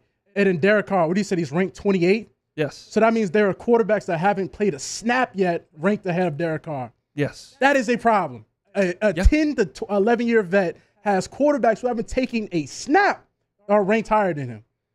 And coaches that haven't coached a game are ranked higher than Dennis Allen. It's just, this is a proven commodity that is not good. They're willing to take a risk on whatever the case may be with these quarterbacks and coaches. They already know this is not good. So the question is, not necessarily do we think that the Saints are in a great position, or is this dead wrong, or can they overcome all that? Like, there's a lot of evidence outside of New Orleans that would suggest the Saints aren't in a peachy place. The question is, how quickly can it get turned around?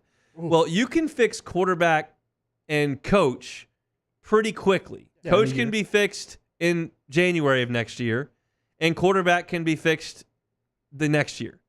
The question is, your question is this front office the one that you want to see lead the Saints into the next era? There was the Breeze Payton era, then this is very much a transition, and I don't think anybody believes that it's going to become another era. I think this is a transition. The question is this brass, is the Kai Harley, Mickey Loomis group up there with Dennis Lauscha and all the crew and what they do in the draft, is that group good enough to get the Saints to the next golden age? See, I'm a little conflicted with it because this draft class has a lot of potential to be like that 2017 class. Potential. Like I said, bro, just speaking on potential. So it has a lot of potential, and we've seen what that 2017 class did for the team because the Saints was dead in the water, a year or two before that.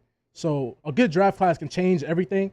We got a lot of pieces in this draft class because it could change, but I mean, since 2002, like I don't even think there's anybody close that has been in power that long. I think we do need a breath of fresh air, but I don't think that's happening no time soon because Mickey Loomis is basically the owner of the team. So yeah, pretty much in the will. Yeah. So that's not a owner. great sign that things are going to shake up very, very rapidly. But this is bad. I mean, for you to be thought of in the same class as the Raiders, the Panthers, the Giants, the Cardinals, the Giants, the Broncos, who they think are bad, and where the Patriots were last year. Like, that's the company you're keeping at this end of the league. And this goes back to my talking point from last week of, okay, yeah, like they don't think a ton of the rest of the division. They've got Atlanta at 24.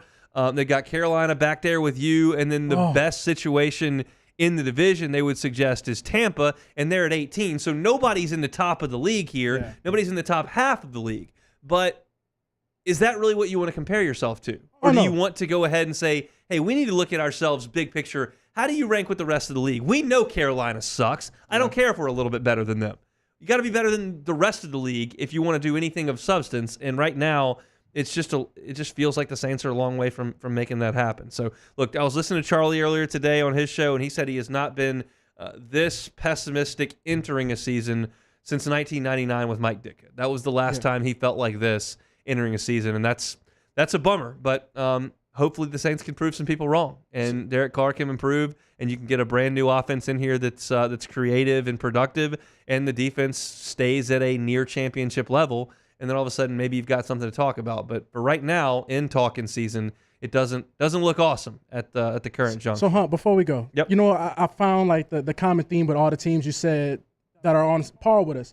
All those teams are picking top 10 in the draft. We're not. So those teams are actually making moves to better themselves, and we're not even close to picking in the top 10. Well, do you want the Saints to go 3-14 this year? I would love that. Okay. That means people are getting fired, clean sheet. Let's go. Right. 3-14. That's what Jordan says. Yes.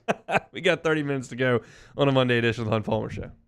You are now listening to the Hunt Palmer Show.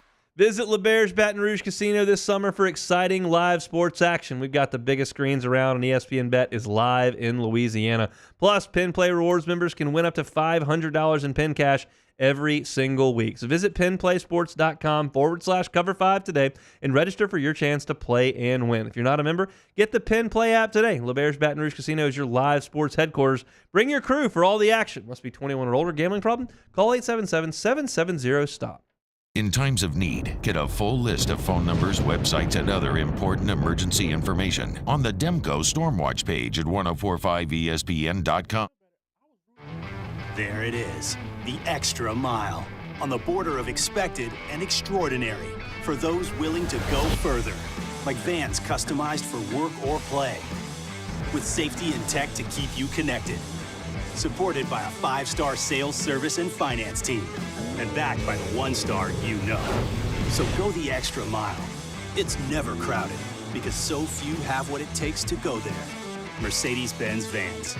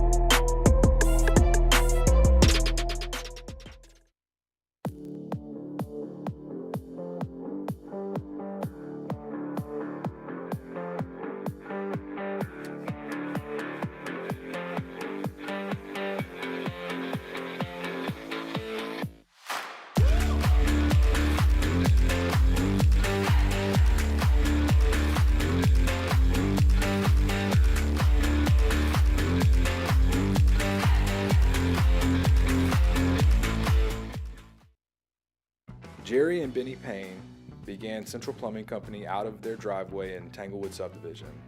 50 years later and 4 generations down the road, we continue to serve Baton Rouge and the surrounding areas for all of their plumbing needs. Residential, commercial, industrial, or hospitality, Central Plumbing is here 24/7, 365.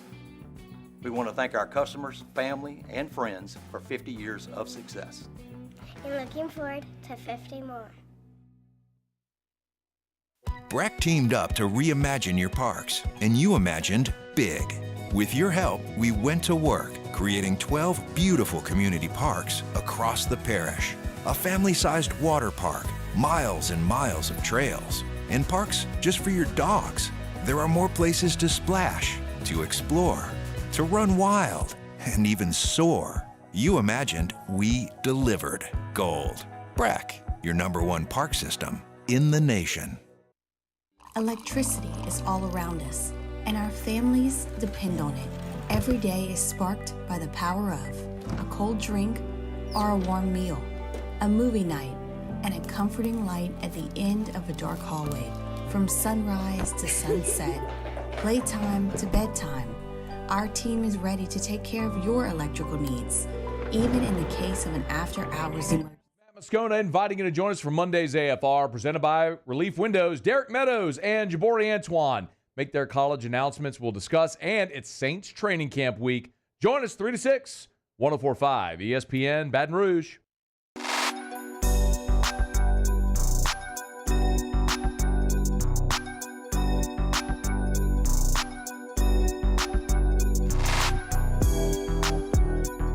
You're listening to The Hunt Palmer Show, brought to you by Gulf Coast Office Products.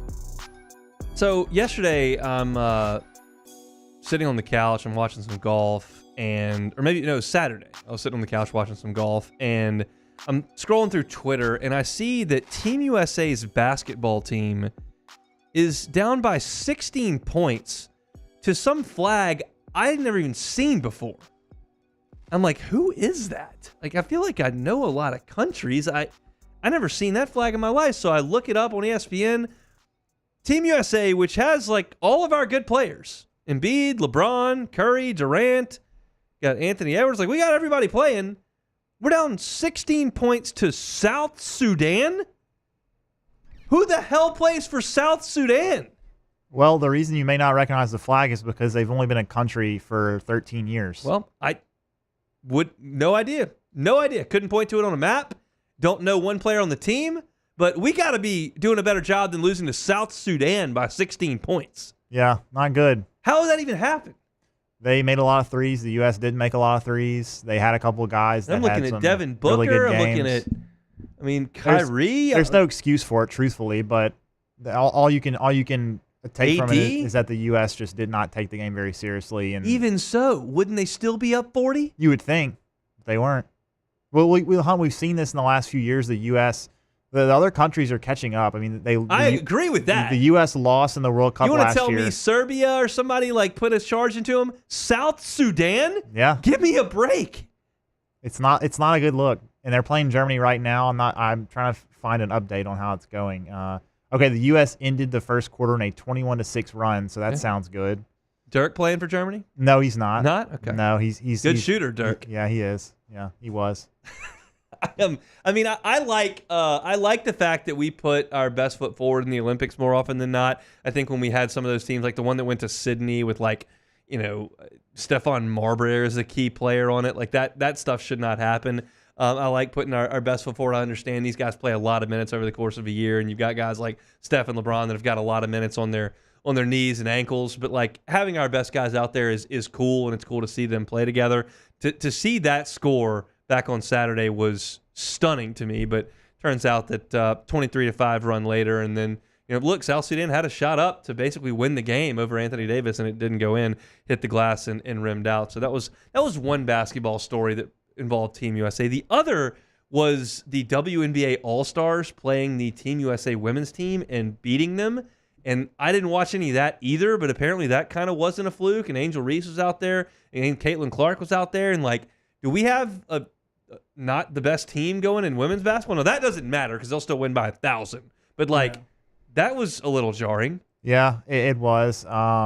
And of course, a lot of people made a big deal about the fact that Clark and Reese neither of them were on the Olympic team, and you can say what you want about it, but I think it speaks more to the fact that the WNBA has a lot of really good players. That the U.S. have a lot of really good players, and they just so happened that on that night the WNBA All Stars got the better of them. So, like you said, they're going to win the gold. There's no question. The disparage of talent in the women's game is not even close to the men. So it's interesting how that happened, but I think it just the WNBA has a lot of good players. Are we surprised Angel Reese has kind of burst onto the scene like this? Like I would never claim to know anything about the WNBA. I can't name 3 WNBA teams today. Indiana Fever, Chicago Sky is who Angel Reese plays for, and New York Liberty, are they still around? Yeah. Yes. Okay, so I got 3. But I haven't watched a WNBA game in my entire life, not one. But when I looked at Angel play at LSU, I was like, she's undersized as a post. She's tall, but she's only 6'3". I feel like there's a lot of 6'5s, 6'6s. They're huge in the WNBA. In the WNBA, and like it's not a deal where she's gonna elevate over the top of them. So I just felt like she was a little bit undersized, and that would hurt. But she's she's tough as nails. I knew that, and she's being tough as nails in All-Star games and in the regular season, and she's putting up the same stats we kind of thought. I don't think she's ever going to be the MVP of the league, because she plays everything around the rim, but she's effective. Yeah, and if she can start to develop some more on the offensive end and develop some post moves, develop her jump shot, because she has no jump shot. If she can develop that, then she can I think she can become a really good player. But she's pretty much doing what she did in college, which I didn't expect. I really thought she would struggle against the size in the WNBA, but credit to her, she's played really well. She's gobbled up a lot of rebounds, got a lot of putbacks. She's doing well inside the paint, so good. Okay, good for I'm her. gonna guess because Jordan just put this picture up behind me of the Team USA and the WNBA All Stars. He's got Caitlin Clark and Angel Reese, and then Diana Taurasi is in this picture. Yep. Is she on Team USA? She is. I'm gonna guess her age. She has got to be 39. I think she's 38. I'm googling it up. Or she's 42. Okay. Oh my God, she's 42, and she's on Team USA. Holy mackerel! Yeah. Put Caitlin Clark on the team. Diana, your time is done. You were at UConn almost 20 years ago. Yeah, that's a long time. I think it's time to turn it in.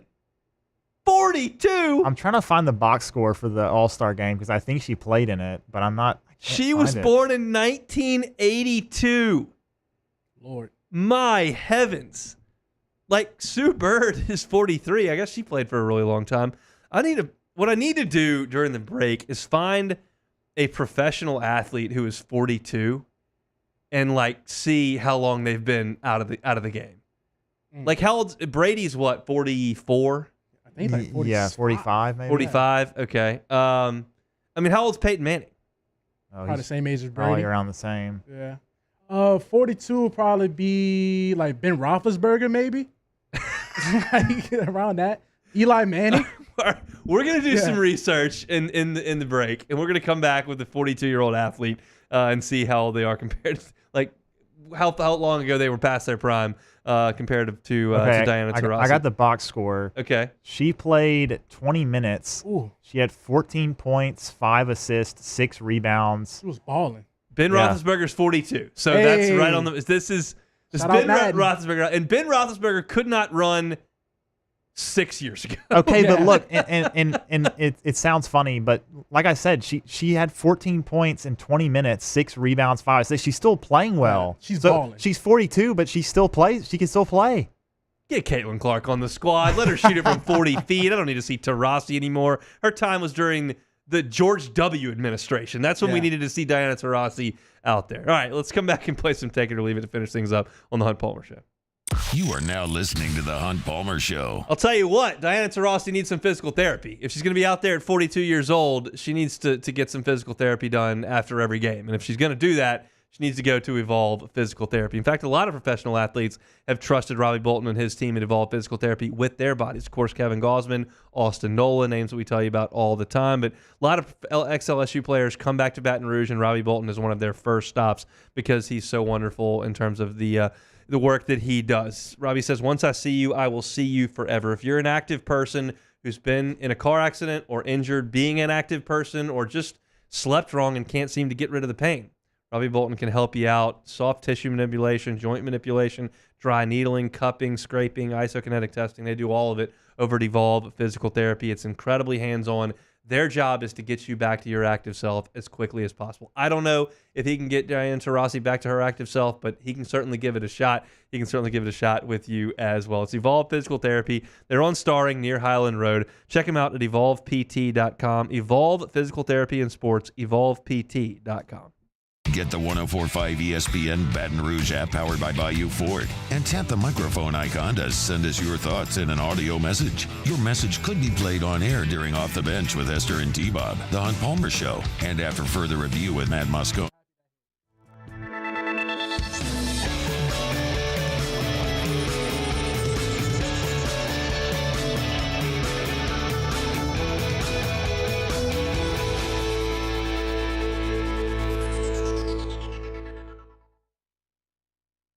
At Relief Windows, we're more than windows. We're windows, doors, hardy plank, and vinyl siding. But our number one product is always customer satisfaction. Visit us online at reliefwindows.com. Oh, by the way, we do shutters too.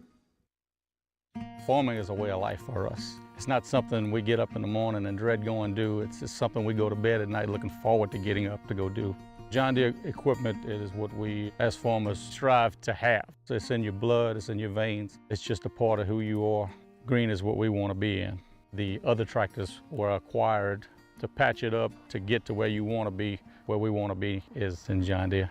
Flip the switch and learn more about what it means to be powered by sunshine at sunequip.com.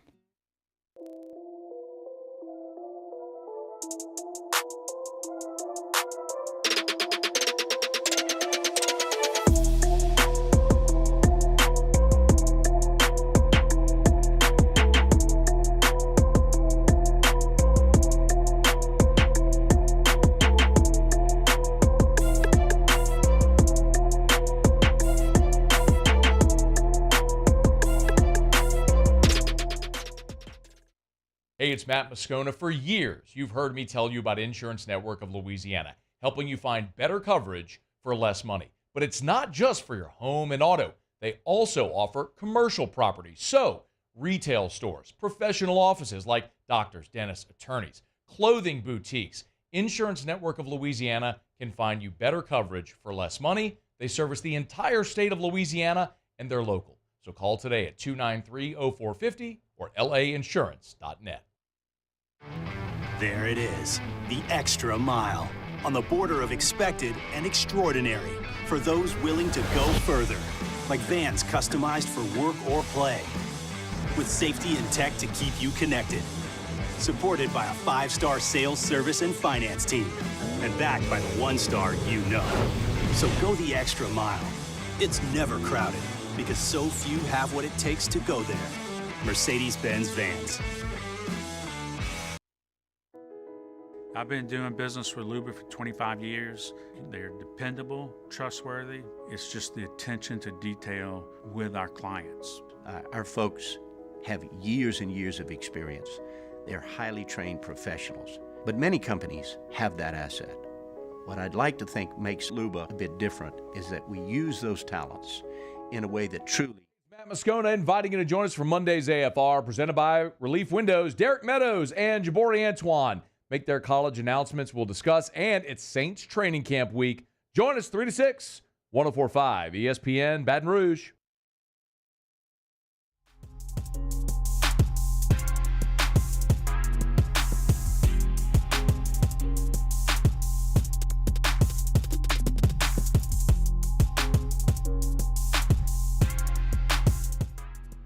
Comedian, producer, and actor Joe Gatto is hitting the road on his Let's Get Into It tour, and 104.5 ESPN Baton Rouge is giving you a chance to see him live Friday, November 15th at the Raising Cane's River Center.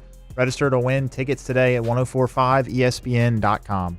This is the Hunt Palmer Show, brought to you by Gulf Coast Office Products. Shout out to the folks at Gulf Coast Office Products. GCOPnet.com is the website. GCOPnet.com. Shout out to our guy, Trey Beal. All your printing, scanning, copying needs, Gulf Coast Products has you covered. No matter what line of work you're in, whether you're medicine, whether you're in a law firm, whether you're an education, school, bank, like us, a media company. Trey Beal has got clients in all lines of work, in all the verticals. And he knows what the needs are for those verticals. If you've never given any thought to why you have a certain printer, copier, scanner, give some thought to it, or let Trey Beal do it. And he will tell you what you need to get into today. We have Gulf Coast Office Products handle our equipment here at Guarantee Media, and we're thrilled with their work. You will as well. So go to gcopnet.com. Check out the folks at Gulf Coast Office Products all over the state of Louisiana. They can help you out. Printing, scanning, copying needs. Gulf Coast Office Products can certainly help you out. We got some research done. Jordan Kitchens did a little bit of research.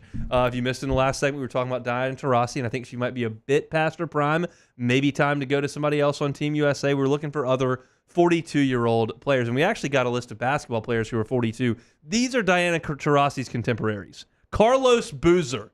How long has he been out of the league? Forever. A decade? A few years. Dwayne Wade. That guy hadn't been in the league in years. And then Tony Parker. I forgot he even existed. He's the same age as Diana Taurasi. It's been a minute for Tony. Come on now. Diana, I think it's all over. Give it to Caitlin Clark. Let her shoot from half court. All right, take it or leave it. All right, first one here. Joe Burrow enters training camp on Tuesday with full medical clearance from the torn wrist ligament.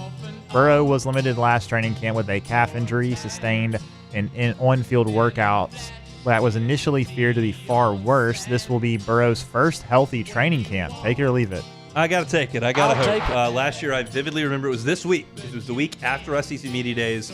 I went on vacation for a week, and I was at a family vacation. My brother-in-law looked at me and goes, "Hey, Burrow left the field on a cart today." I said, "He left the field on a cart? That means he's done for the year." And it wasn't, but it looked really bad. And that was a year ago this week. So hopefully Burrow can stay healthy and practice, because we've seen in these training camp injuries, whether it was the appendectomy that he had or the calf injury, when he can't practice, they come out of the block so slow. And quite frankly, like, you can't come out of the block slow in the AFC, because if you lose a couple of games, yeah, you might get into the playoffs, but you're going to end up in Arrowhead. Like, you're going to end up in Arrowhead if you lose games in September and October, because the Chiefs just aren't going to go 10-7. So you have to find a way to try to get that game at home against Mahomes or Allen or whoever the case may be. And I think the Bengals are good enough to do that, but they need him to be healthy to go through camp and then to perform early in the season. And he hasn't the last few years because he hadn't had to practice, gotten to practice enough. So my sincere hope is that he can make it through a camp healthy. That would be very, very good. All right, next one here. LeBron James will be the flag bearer for the United States at the opening ceremonies in Paris on Friday. James is the first men's basketball player to carry the flag for Team USA. Take it or leave it. I'll take it. I think it's great. I think it's a great honor for him. He's played on a lot of Team USAs, and he certainly doesn't have to. He didn't have to play on the ones early in his career, and he certainly doesn't have to play in these now, being that he's played so many minutes of basketball and all those playoff runs, and he's trying to save up for maybe one more here or there, and he doesn't have to go and play these minutes of basketball, and I'm appreciative that he does. You can say whatever you want about LeBron and how you feel about him or his career, his manipulation of the league or whatever he says, all that kind of stuff. I don't really care. If you're playing for Team USA, you're playing for my squad. I hope it goes awesome. And I think it's good for him. You certainly got famous Olympians like Katie Ledecky and some of those that will be featured in this. And I think that generally speaking, we like to give salutes to quote-unquote Olympic athletes that aren't as famous for the other 3 years of the cycle. But LeBron James, I think, is worthy of it, so I think that's a cool thing for him. All right, last one here. Netflix will release a documentary titled Sign Stealer about former Michigan staffer Connor Stalions and the alleged sign-stealing scheme that came to light last year with the Wolverines. Take it or leave it. I feel like I'm going to leave this because I don't think we're going to get this whole story. Yeah. Like, if you promise me I'm going to get the details, I'm all in. He will be interviewed for the documentary. Okay. I'm not sure if that means, obviously they're not going to get, I don't know they're going to get all sides I'll of the be story. honest, like, this was last football season, and I don't know that I can give you every detail or the resolution of what happened. I know Harbaugh got suspended, and I know Stalions no longer works for them, but I don't even know if that was it. Did they prove anything? Like, I know that we had a lot of receipts and rental cars and tickets and all that kind of stuff, but if you promise me that I'm going to get all these details as to exactly what happened in this deal and who brought it up and who came up with it and who executed it and how he did that. But that feels like, to me, it's going to implicate Jim Harbaugh. He's not going to allow that. So I think to me, it's just going to be like Connor Stallions trying to talk about how hard he worked, how cool he was helping Michigan football, and like it's not really going to give me the details that I crave. So for that reason, I'm going to leave. Yeah, so I just looked at a quick look here, and Harbaugh decided to cancel. He was going to appear in court, but he decided to not do that and just accept the 3-game suspension. Okay. And whenever he did that, the Big Ten also ended their investigation into it. So I think the decision was to kind of end all the investigations just so that they didn't find anything else in case it may look the Big Ten a little bit worse than it already Got a potential has. championship team here. Let's not throw exactly. throw a bunch of gas all over this fire. Yep. Okay. Well, yeah. So for that, I mean, I just can't imagine they're going to give me a lot of goods there. I haven't watched Receiver. I haven't watched season 2 of the golf one. I haven't either. Yeah. There's a lot of stuff that I haven't gotten to there on Netflix that I should probably get into, but I haven't. This probably isn't going to make my list right off the top, although maybe it could be some content here in the summer, but maybe not. I'll probably not watch the Staffer because I just don't think it's going to give me the whole story. All right, that's it for Take It or Leave It. We opened the show today talking about Javian Toviano and him turning himself in, what that means for LSU's football. If you want to hear that segment and you missed it, you can actually find it right now on YouTube at Hunt on LSU. Subscribe to that channel. Get all your LSU football news right there at Hunt on LSU on YouTube. Rashid Shaheed signs a 1-year contract extension. Whoa, that didn't come out right at all. Signs a 1-year contract extension. I really think it's a good move. I gave my thoughts on that. You can find it on YouTube at Hunt on Saints. Sam Spiegelman was with us talking recruiting. We talked about Derek Meadows. We talked about Jabari Antoine. We talked about Jakeem Stewart. If you want to hear some recruiting, you can go back and catch that from Sam Spiegelman. That was at 1:30. My reaction to the Open Championship in hour number 1. J.D. Pickell on the quarterbacks in the SEC. Where does Garrett Nussmeier rank with kind of the young up-and-comers like Nico Iamaleava, Connor Wigman, Jackson Arnold? I think you'll enjoy what J.D. had to say about that at 2 o'clock. The Saints, the second worst team in the NFL in terms of the 3-year outlook. That's what the folks at ESPN think. I gave some of my thoughts on that at 2:15. If you missed any of our show, you can catch it on demand. 1045ESPN.com's on demand tab. Apple Podcasts, Spotify, Google, wherever you find your sound, you can certainly find us. And as we told you, 2 YouTube channels, Hunt on LSU and Hunt on Saints. Now that's football season. You want to get that each and every day. You can subscribe to those channels, and you'll get it sent right to your homepage. Got a busy show tomorrow. Sharif Ishak going to join us talking Saints. Sharif was off last week. And Glenn West talking Tigers as they get about a week out from reporting to camp. Matt's going to drive you home on After Further Review. We're back same time, same place tomorrow. It's the Hunt Palmer Show.